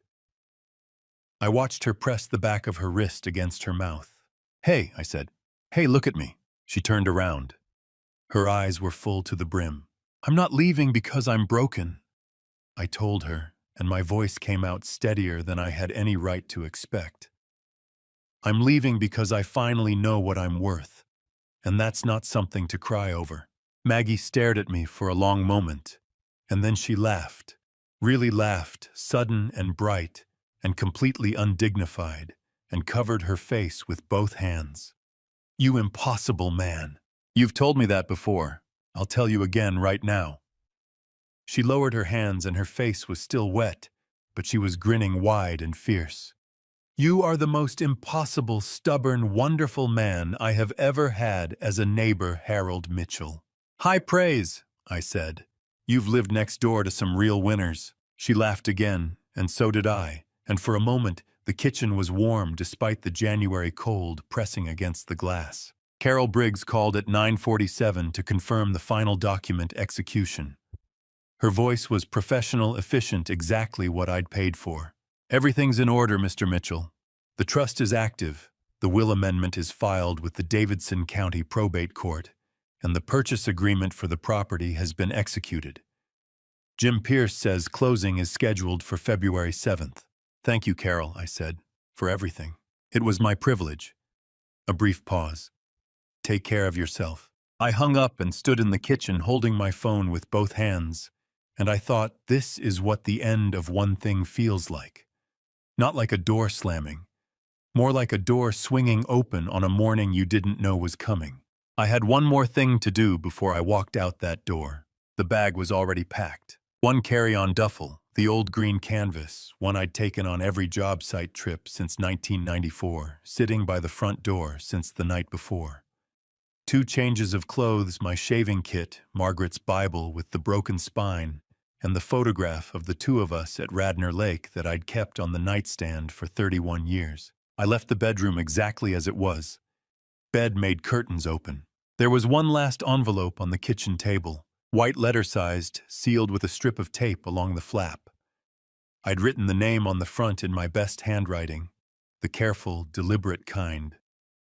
Mother had drilled into me in the 3rd grade. Serena Mitchell. Not Mrs. Mitchell. Not Serena Caldwell Mitchell. Just Serena. Because whatever else had happened, whatever her mother had said, and her husband had allowed, she was carrying a child that shared my blood, and she deserved to hear from me directly. I didn't leave an envelope for Daniel. He'd already said everything that needed saying at 8:47 the night before. Dad, you have 2 choices, apologize or live alone. I had found a third. Maggie was waiting at the door when I came out of the kitchen. You eat? She asked. Her voice was back to normal, steady, dry, the Maggie Cooper I'd known since the week after Margaret's funeral, when she'd shown up at my door with a casserole and a no-nonsense look that said, I am not leaving until you eat something. Toast, I said. That's not eating. Maggie, I know. She waved a hand. Don't fuss at you. You're already fussing. I'm expressing concern, she said, with a dignity that made me genuinely smile. Then she stepped forward, and she put both arms around me, a real hug, the kind that presses the air out of you, the kind that says you matter to me, and I need you to know that before you go. Her shoulders shook slightly. I could feel her trying to hold it together and losing. Hey, I said into her gray scarf, you've got my number. I know. Muffled, face pressed into my shoulder. And Thomas has your number. Harold. And Carol Briggs has. Harold? She pulled back and looked at me, eyes red-rimmed and bright jaw tight with the effort of not falling apart in my driveway at 10 in the morning. Just come back sometime. Okay? Even if it's 10 years from now. Even if you're 100 years old and you need someone to cut your lawn, just come back. My throat closed so fast I couldn't answer for a full 3 seconds. I gripped her hands in both of mine and I said, I'll try, Maggie. I mean that. She nodded hard several times like she was trying to cement something in place. Then she let go. I picked up the duffel bag, locked the front door, and slid the key under the mat. Not my key. Jim Pierce's contact key, the one I'd had cut for the showing. My own set was already in an envelope at Carol Briggs's office. I took one last look at the house from the front walk. Cream-colored siding, the dark green shutters I'd painted the summer Daniel turned 13, the oak tree in the yard that Margaret had planted from a sapling the year we moved in. The tree was 41 years old now, taller than the house. She'd be pleased about that. 40 years, I said low enough that only I could hear it. Good house. Thomas Hayes was parked at the end of the driveway, in his old Navy Ford engine running heater on. He had the radio set to a gospel station low, just barely audible through the closed window, and when I opened the passenger door and dropped into the seat, he looked at me the way only a man who's known you for 40 years can look at you, like he sees all of it every year, every scar, and isn't frightened by any of it. "Ready?" he asked. "Been ready," I said. He pulled out of the driveway without another word, and we drove down my street for the last time. The city looked the same as it always did: coffee shops, opening joggers on the Greenway, a delivery truck blocking the left lane on Gallatin. Nashville in January, business as usual, completely indifferent to the fact that Harold Mitchell was making the most important drive of his 68 years. I took out my phone. "You sure?" Thomas asked, watching the road. "I want him to know when he finds the accounts," I said. "Not before." "The text or a voicemail?" "Text," I said. "Short, clean." I typed it slowly, checking every word before I hit send. "I found the third option, Daniel. I hope one day you find yours. Dad." I sent it at 11:03 a.m. The phone rang 37 seconds later. I watched Daniel's name light up the screen. My heart hit hard, one single physical thud against the inside of my chest, the kind that makes your breath catch. But my thumb didn't move to answer. Thomas glanced over. "You need to—" "No," I said quietly. "I really don't." The ringing stopped. A voicemail notification appeared. I didn't listen to it. I turned the phone face down on my knee and watched the exit signs for I-40 East begin appearing through the windshield. "He's going to be very angry," Thomas said. "Not as a warning, just as a fact." "I know. And then he's going to be very scared when he finds out about the accounts." "I know that too. And then—" Thomas paused. He ran his thumb along the top of the steering wheel. "And then maybe he'll think about what kind of man he wants to be." I exhaled slowly. The Nashville skyline slid past the passenger window, the Batman building catching the winter sun, the Cumberland glinting gray and silver below the bridge. Beautiful city. Always had been. "You know what I kept thinking about last night?" I said. "Tell me." "That picture of Daniel. 9th birthday, Radnor Lake. He's sitting on my shoulders, his hands in my hair, laughing so hard he can barely breathe." My voice dropped. "He was such a good kid, Thomas. He really was." Thomas's jaw worked. He blinked several times, eyes fixed hard on the interstate. "He still could be," he said. "Maybe." I turned back to the window. That's his to figure out. We pulled up to the departures drop-off at Nashville International at 12:31 p.m. Thomas put the truck in park and sat for a moment, both hands still on the wheel. "You call me when you land," he said. "Every stop, I promised. And eat something at the airport, not just coffee." "Yes, sir, Reverend." He almost smiled. Almost. Then he turned and gripped my shoulder with one hand hard, firm, the grip of a man who's spent a lifetime doing physical work, and said, "Go live, Harold." I got out of the truck.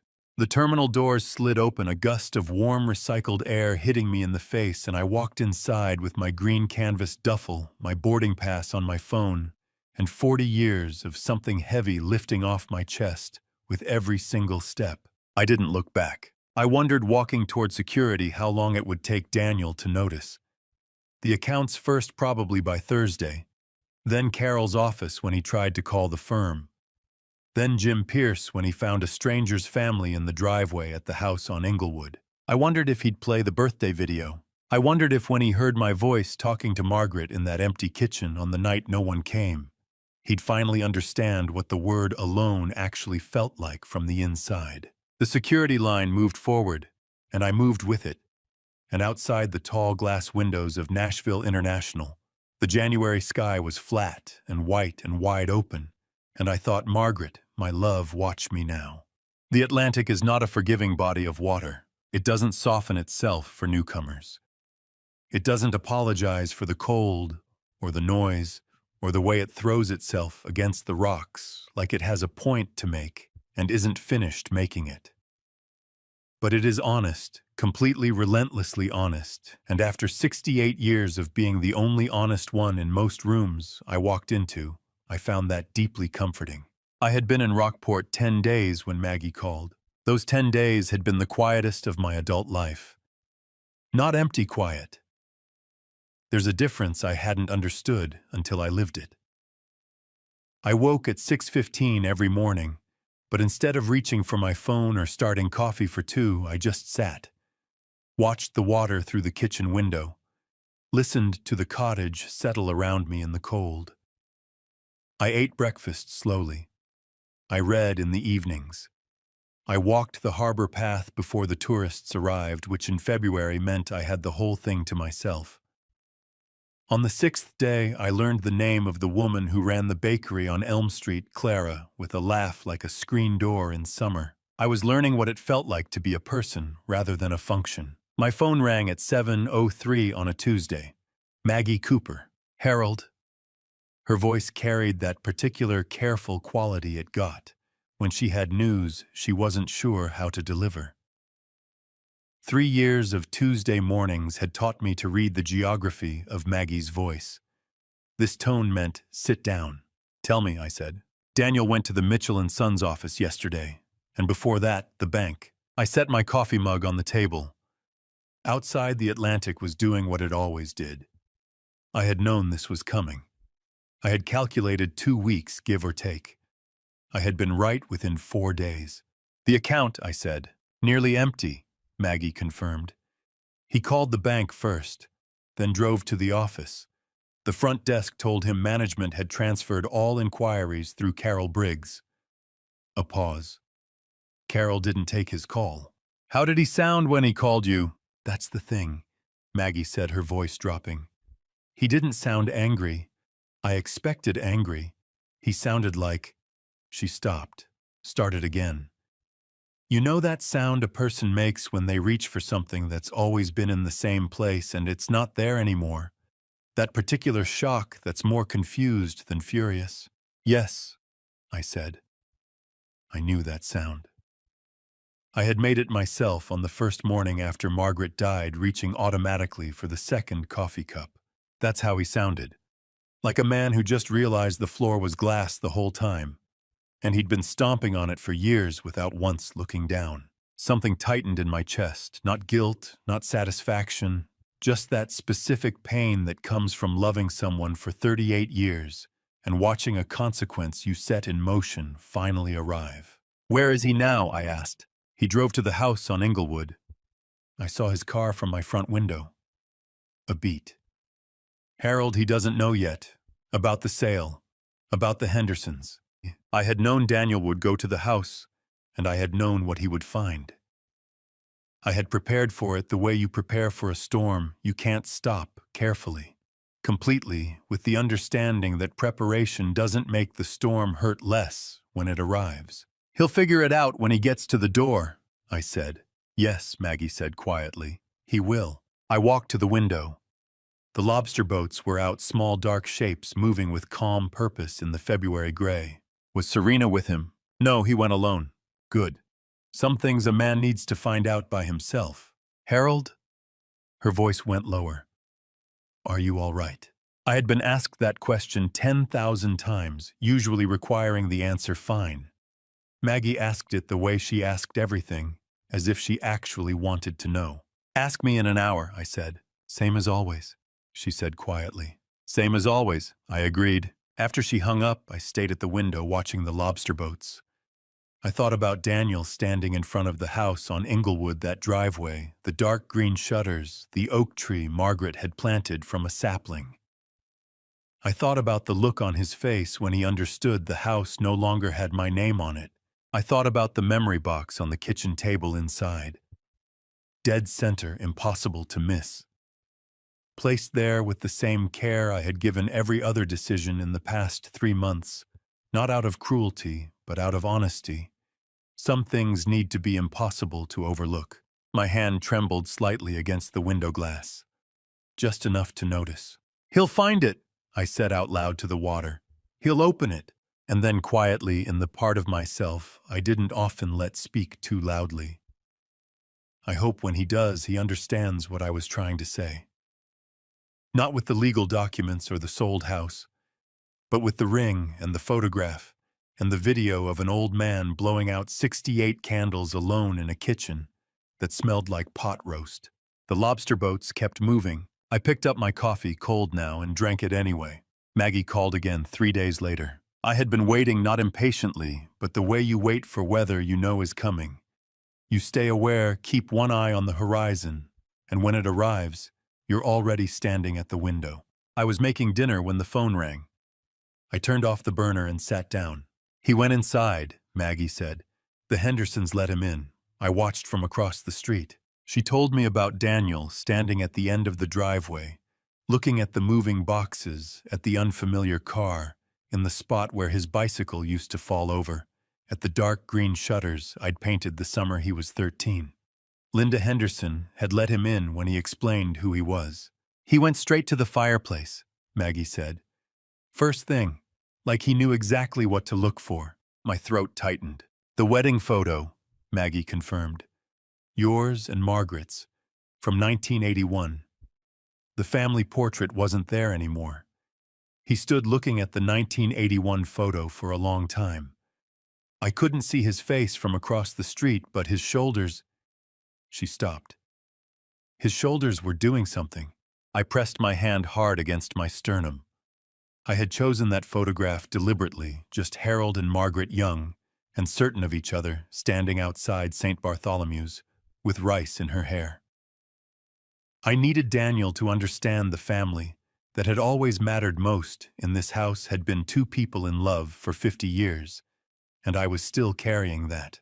He found the box, Maggie said, sat down at the kitchen table, opened the latch, took out the Radnor Lake photograph first. I closed my eyes. Daniel, 9 years old, head thrown back, laughing hands buried in my hair, both of us squinting into the sun. He pressed it against his chest. Maggie said softly, Harold. He pressed it against his chest and looked at the ceiling. Something broke open inside me, not violently, but the way old timber gives. Gradually. Completely. And the ring. He held it in his closed fist for a long time. Then he asked Linda Henderson for a laptop. He watched the video, I said. He watched the video, Maggie confirmed. Tell me exactly. He held himself together through most of it. Until you said our boy didn't come and looked at the camera. Her voice broke on the last word, and she pulled it back. Harold, it was the real kind. The kind you can't manage or slow down. I had my arms around him, and he just fell apart completely. I walked to the window. The Maine evening was coming in dark and cold, the birch trees bare white lines against the darkening sky. I pressed the back of my wrist against my eyes and breathed through it. He heard all of it, Maggie said quietly, including the promise. Good, I said. My voice came out rough. That's good. He walked out carrying the box, stood in the snow for a long time. Then he looked at my door. You let him in, I said. I let him in. I made him tea first. His hands were shaking. A pause. Then I told him everything. I hope you don't mind. I looked at the dark water through the cottage window and thought about my son sitting at Maggie's kitchen table with the wooden box in his lap and a cup of tea he probably couldn't taste. I don't mind, I said. It was time. After I hung up, I stayed at the window. The Atlantic moved below in the dark, doing what it always did. Underneath the ache, something in my chest shifted. Not relief. More like a door that had been stuck for years finally moving on its hinges. Not all the way open, but moving. Maggie called the next morning. She had made Daniel a cup of tea before she said a single word about me. He needed something warm to hold. She told me his hands were shaking, and I sat down at the kitchen table when she said that. Something about the image of it, my son, 38 years old, sitting in my neighbor's kitchen, with a wooden box in his lap, and shaking hands wrapped around a cup of tea. I sat down and didn't get up for the rest of the call. He asked me what I knew, Maggie said. So I told him everything, from the beginning. I thought he deserved the whole picture, not pieces of it. You were right, I said. I told him about last year's birthday first. I knew what was coming. Knowing it didn't make it easier to hear delivered back to me. Tell me how he reacted, I said. I told him about the pot roast, the table set for 3. His text at 4 o'clock saying something came up with Serena's family. She paused. I told him you called me afterward, that we ate together, that you said, "He's busy, Maggie. He has his own life now." I stared at the kitchen window. The fog was heavy on the water, the harbor barely visible, the lobster boats just dark shapes moving in and out of the gray. I remembered saying that. I remembered the exact texture of the evening, the half-eaten cake, the leftover pot roast, the particular quiet that settles in a house when you've been waiting for someone who isn't coming. I had chosen that sentence because it was the only one that didn't require me to admit how much the empty chairs hurt. His jaw tightened, Maggie said, the way yours does when you're working something out. He sat with the tea going cold in his hands and didn't say anything for a full minute. She paused. Then he said, he made excuses for me, not a question. Just said it out loud, like he needed to hear it in his own voice to believe it. I pressed my forehead into my hand. The ache in my chest was specific and clean, the ache of something finally being understood by the person who needed to understand it, too late to change what it cost. And the Christmas dinner? I asked. I told him you stood outside the Caldwell house and listened before you went in. That you went in anyway. And that what you were watching for at that dinner table was whether Daniel would step in. How did he take it? Maggie's answer came slowly. He didn't argue. He didn't say it wasn't fair, or that he would have done differently if he'd known. Her voice was quiet. He just said very quietly, like a man setting something heavy down, he wasn't wrong, was he? Not a question, an answer. My throat closed so fast it startled me. I gripped the edge of the table, knuckles going white. I had spent months preparing for every version of Daniel's reaction. Anger, denial, bargaining. The version I had not prepared for was this: my son sitting in my neighbor's kitchen, saying those words with the quiet conviction of a man who had finally stopped lying to himself. Harold, Maggie's voice went gentle. He asked me something else. Tell me, he asked, did my father know I wasn't going to come on his birthday before it happened? Did he already know? Maggie paused. I sat with that for a moment. Then I said, I think your father stopped being surprised a long time before January 19th. I let out a breath that had been sitting in my chest for months. There it was, the full truth spoken out loud by Maggie Cooper over a cup of tea in Nashville. Delivered not with cruelty, but with the gentleness of someone who knows the person receiving it is capable of bearing it. Thank you, I said, for saying it like that. He was ready, she said simply. Did he ask where I am? He asked. I told him I didn't know. That was the truth, Harold. You only told me Maine. You didn't give me an address. I know. That was intentional. Maggie's voice held something careful, not reproach, not agreement. The neutrality of a person who loves you and has opinions about your choices and has decided for now to keep them to herself. He drove away slowly when he left, like a man who had just realized he was lost and wasn't sure yet which direction to start walking. After I hung up, I put on my coat and walked along the harbor. The cold was clean, and the fog was still lifting, and the water made that low, constant sound against the rocks I had come to rely on the way other people rely on music or prayer. I walked until my legs ached, and I had processed every piece of what Maggie had told me, not just the facts, but the full weight of what it meant that my son had sat in a kitchen and said he wasn't wrong and genuinely meant it. This wasn't over. Not ended, not resolved, but it was moving in a direction that was not the same as where it had been, and that for now was enough. Thomas called on a Tuesday evening. It was the only call he made to me in all those months, which told me before he said a single word that what he had to say was something he couldn't summarize in a text message. Thomas Hayes had been economical with words since I'd known him. When he chose to use more than necessary, it meant something. "He came to Carol first," Thomas said. "Then he came to me." I set down the book I'd been reading and gave the phone my full attention. "Tell me how Carol handled it," I said. "Professionally," Thomas said, with the dry precision that was his version of humor. "She laid it out the way she lays out everything, clearly, completely, without editorial comment." A pause. "Harold, hearing you describe it and watching Daniel receive it are two entirely different experiences." "The will," I said. He read the full filing. "Second Sunrise Foundation receives the entirety of your personal estate. No portion to Daniel." A beat. "Then Carol handed him the note you left with it." I knew the note by heart. 3 drafts, each shorter than the last, until what remained was the only sentence that was entirely true. For the fathers who weren't as lucky as I was, at least I had someone to lose. "Carol said he read it twice," Thomas continued. "Then he set it down very carefully, the way you set something down when you're not sure what to do with your hands. He sat without speaking for a long time. She said he looked like a man reading a document that explained something he'd sensed for years, but never seen written down."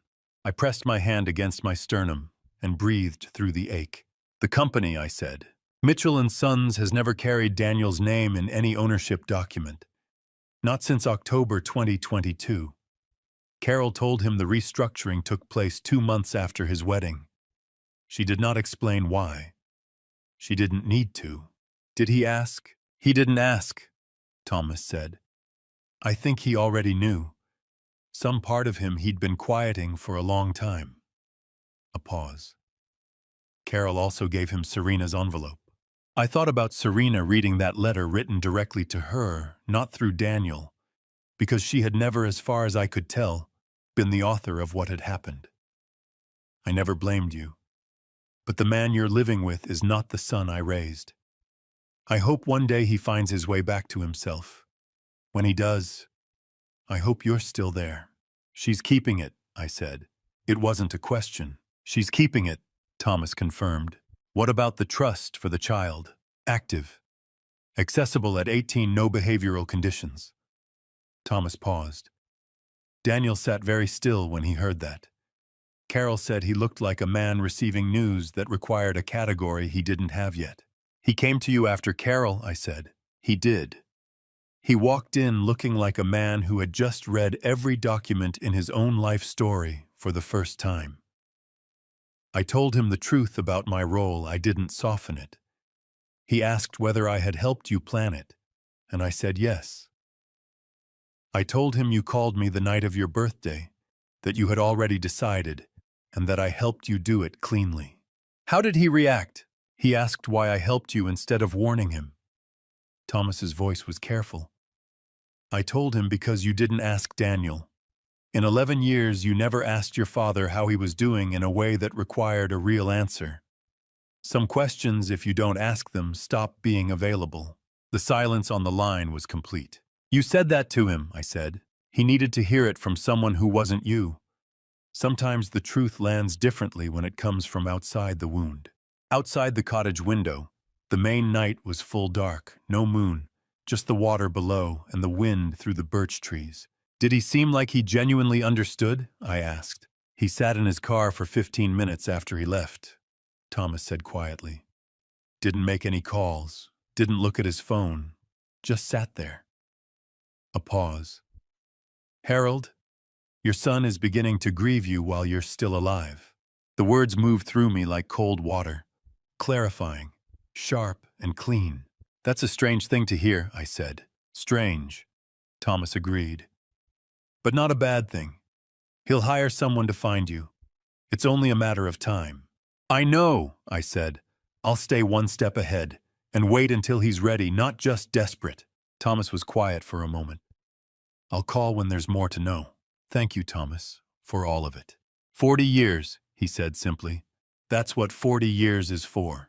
By April, I had been in Maine long enough to know the name of the woman who runs the bakery on Elm Street, the best time to walk the harbor, before the tourists arrived, and the particular shade of gray the Atlantic turns on a Thursday morning in early summer. I also knew Daniel was getting closer. Thomas had told me in March that Daniel hired Marcus Reed, a private investigator out of Charlotte Avenue in Nashville.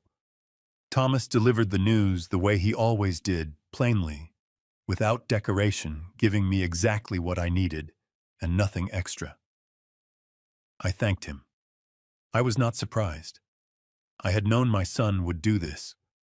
I had counted on it the way a chess player counts on the opponent making the move that was always available to them.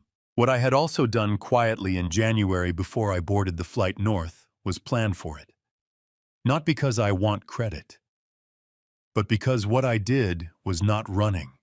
It was not hiding. It was a deliberate act by a man who understood his son well enough to know exactly how that son would respond, and who decided carefully what he wanted that response to find. Thomas called on a Wednesday morning in April. I was on the harbor path when my phone buzzed. Marcus Reed filed his preliminary report last week, Thomas said. He traced the flight to Portland. He has Rockport. Harold, he has the address of the cottage. I stopped walking. The harbor was to my left, boats at the dock, the smell of salt and diesel, a gull working the water 30 yards out. I let the information settle. How long, I asked? A week, maybe 10 days before Daniel books a flight. I calculated quickly. Ruth, my landlord, a retired school teacher who asked no questions and made excellent blueberry jam, had a week's notice coming. I had already identified a second cottage further north, smaller, closer to the water, in a town with a name nobody in Nashville would recognize. I had identified it in February when I first understood that Rockport was a breadcrumb rather than a destination. I'll be gone before he lands, I said. Harold. Thomas's voice shifted. Are you sure this is still the right move, staying ahead of him?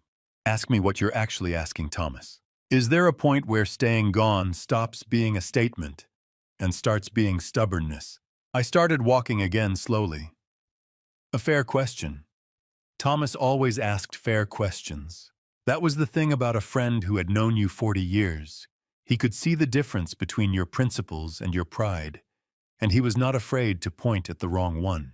If Daniel finds me because he hired someone and flew to Maine in a panic, I said, then nothing has changed. He gets his father back because he was scared, not because he understood what he did and chose to be different. In another 5 years, we're back in the same kitchen. I paused. I need him to find himself first. Then he can find me. Thomas went quiet long enough that I knew he was genuinely thinking it over.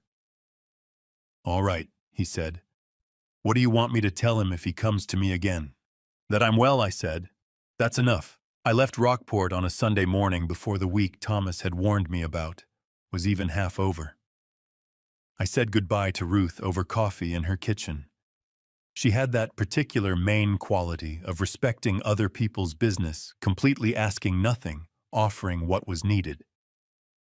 I left her a small envelope with a photograph inside and instructions to give it to any man who came asking for Harold Mitchell. Then I drove north. The new cottage was 11 miles up the coast. 1 bedroom, a kitchen that caught the morning sun, a porch, looking out over a cove where lobster boats went out before dawn. The landlord was a retired fisherman named Bert, who communicated in nods and charged by the month. I found him entirely restful. I settled in quietly, learning the rhythms of the place. The cove, the tides, the fog that sat in the trees some mornings until nearly noon. I read more. I cooked better than I had in years. I started writing in a notebook, not a journal, just words and thoughts, the things that surface when you have enough silence to hear yourself think. One morning in June, a lobsterman named George sat down across from me at the harbor shop and said, "You look like a man who used to carry something heavy." I told him that was accurate. He nodded. We drank our coffee, and he told me about a storm in 1987 that took out half the dock, and I told him about Chell and Sons' first commercial contract that same year. By the end, we were laughing about things that happened before either of us expected our lives to look the way they did. He took a photograph without asking me at the table by the window, coffee in hand, laughing. I looked at it and barely recognized myself. Not because I looked different, because I looked free. The version of Harold Mitchell that had existed before 11 years of Christmas parties and birthday tables set for 3. I printed the photo and put it in an envelope addressed to Ruth, with a note for Harold Mitchell's son when he comes. The truest thing I could tell Daniel about where I was wasn't an address. It was that photograph. A man laughing by a harbor window. A man who had found something he hadn't known he'd lost. Thomas called on a Tuesday morning in August. Something in the timing made my hand tighten on the mug before I answered. "Harold," Thomas said. "Serena had the baby, August 14th, 5 weeks early. Both of them are home and healthy." I exhaled slowly. "Boy or girl?" "Boy. They named him James Harold Mitchell." I set the mug down and gripped the railing. James, my father's name. Harold, mine. Both of them given to a boy stubborn enough to arrive 5 weeks early and survive it. I pressed my hand over my eyes and let the feeling move through me without trying to manage it. "He's a good father," Thomas said when I could speak. "Present, careful. He looks at that baby the way you used to look at him, Harold." I sat down on the porch step and stayed there a long time. The lobster boats moved in the cove. The light came across the water. Somewhere in Nashville, a boy named James Harold Mitchell was sleeping in a house where his father was learning what it meant to be present. Then I went inside, sat at the writing desk, and opened the notebook. It was time to write the letter. I woke up at 6:15, the way I always do. For a moment, just a moment, in that particular softness between sleep and full waking, I didn't know where I was. Then I heard the water. The Atlantic pushing against the rocks below the cove with its low, constant, indifferent voice. And I remembered. Maine. The small cottage. The porch that faced east. The writing desk in the corner where I had spent the last 5 months working on the thing I was going to do this morning. 69 years old today. I got up. Made coffee the way I always made it, 1 cup black in the heavy ceramic mug Clara from the bakery had given me in September, when I mentioned I'd never owned a mug I actually liked the feel of. She handed one across the counter the next morning, without a word, charged me nothing, and waved off my attempt to pay with the dismissiveness of a person who has decided a kindness is already done. I took the coffee to the writing desk. The letter was there. I had finished it 6 weeks ago, written the final version, on a November evening when the first real cold came off the water and the cottage smelled like wood smoke. I had read it back 3 times, changed 2 words, folded it, put it in an envelope, written Daniel's name and address on the front in my best handwriting, and set it on the desk. I had been looking at it for 6 weeks, not because I didn't know what it said, not because I wasn't sure I wanted to send it, but because I had promised myself back in August on the porch step with my hands over my face that I would wait until his birthday, January 19th, to send it. Give Daniel 5 months with his son before the letter arrived. 5 months to be a father before he had to think about what kind of son he'd been. I thought that was the right amount of time. I picked up the envelope. 1 page inside. Not long. I had learned over 69 years that the most important things are always short. Contracts and proposals run to 50 pages. The things that actually matter fit on 1. I read it one last time. "Daniel, you gave me 2 choices. I found a third. I hope one day you find yours. The ring stays with you. The photo stays with you. Everything I built with these 2 hands, the part that matters is already inside you, whether you claim it or not. Tell James about his grandmother. Tell him she planted an oak tree from a sapling, and it grew taller than the house. Tell him she made a green bean casserole that nobody liked but her, and she made it every single year because love isn't about whether anyone deserves it. That's all I've got, son. The rest is yours to figure out. Dad, I put it back in the envelope. I put on my coat, the heavy canvas one dark green bought at a shop on Main Street in October because my Nashville jacket was not built for Maine winters, and I had finally accepted that I lived here now. I picked up the envelope and walked out the front door. The morning was cold, clean and sharp, the air carrying salt, and the smell of low tide and the quiet of a January coast before the town wakes up. My breath came out in small white clouds. The path to the post office was 15 minutes along the water. I had walked it hundreds of times in the past 11 months, and I knew every uneven board, every bench, every gap in the seawall where the wind came through hardest. I walked it slowly this morning. I thought about Margaret. She would have been 66 this year.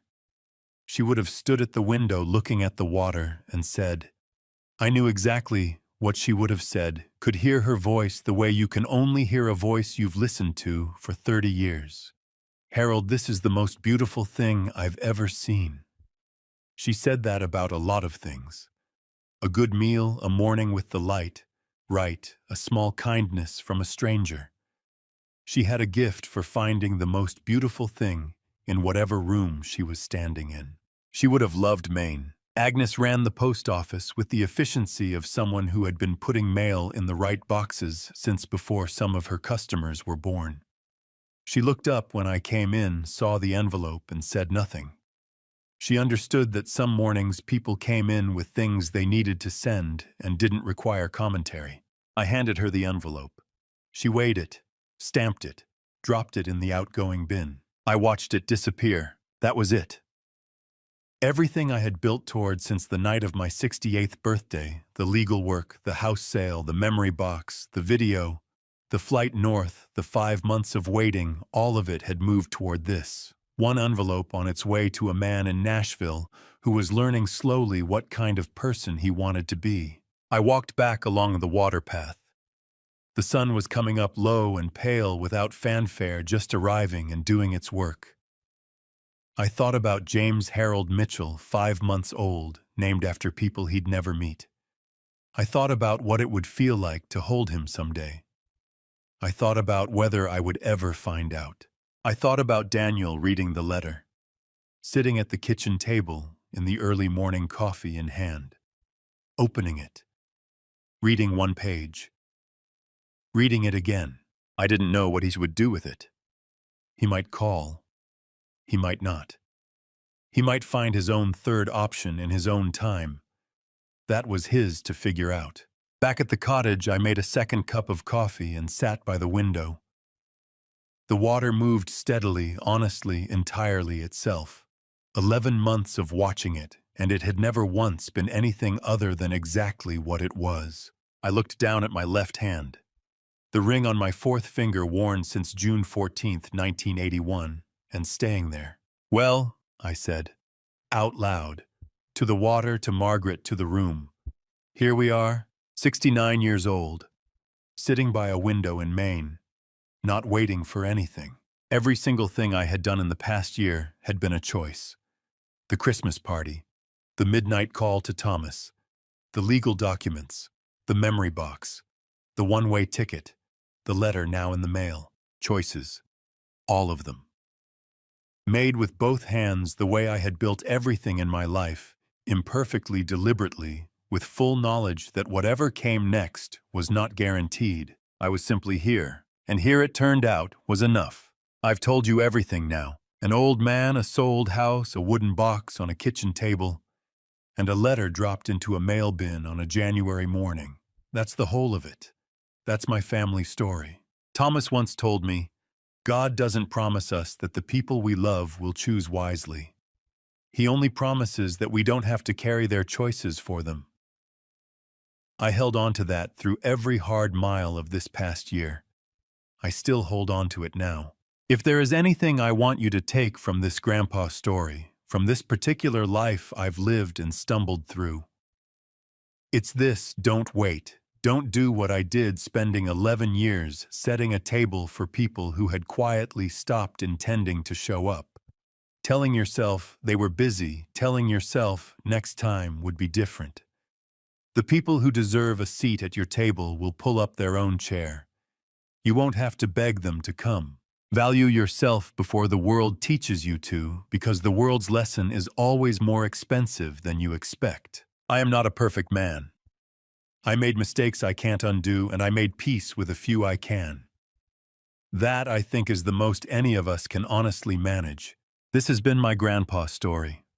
One version of one family story that I hope left something useful behind. If any part of Harold Mitchell's journey stayed with you, if you've ever been the invisible one in the room or the one who finally chose the third option, tell me in the comments. I read every single one. And if someone you know needs to hear this story today, share it with them. It costs you nothing, and it might mean everything to them. Subscribe if you'd like to stay. There's more worth telling. Thank you from the bottom of my heart for staying until the very last word. One final note. The stories ahead contain fictional elements crafted purely to carry a human truth. If that's not the kind of content you're looking for, no hard feelings at all. Choose what speaks to you and take good care of yourself.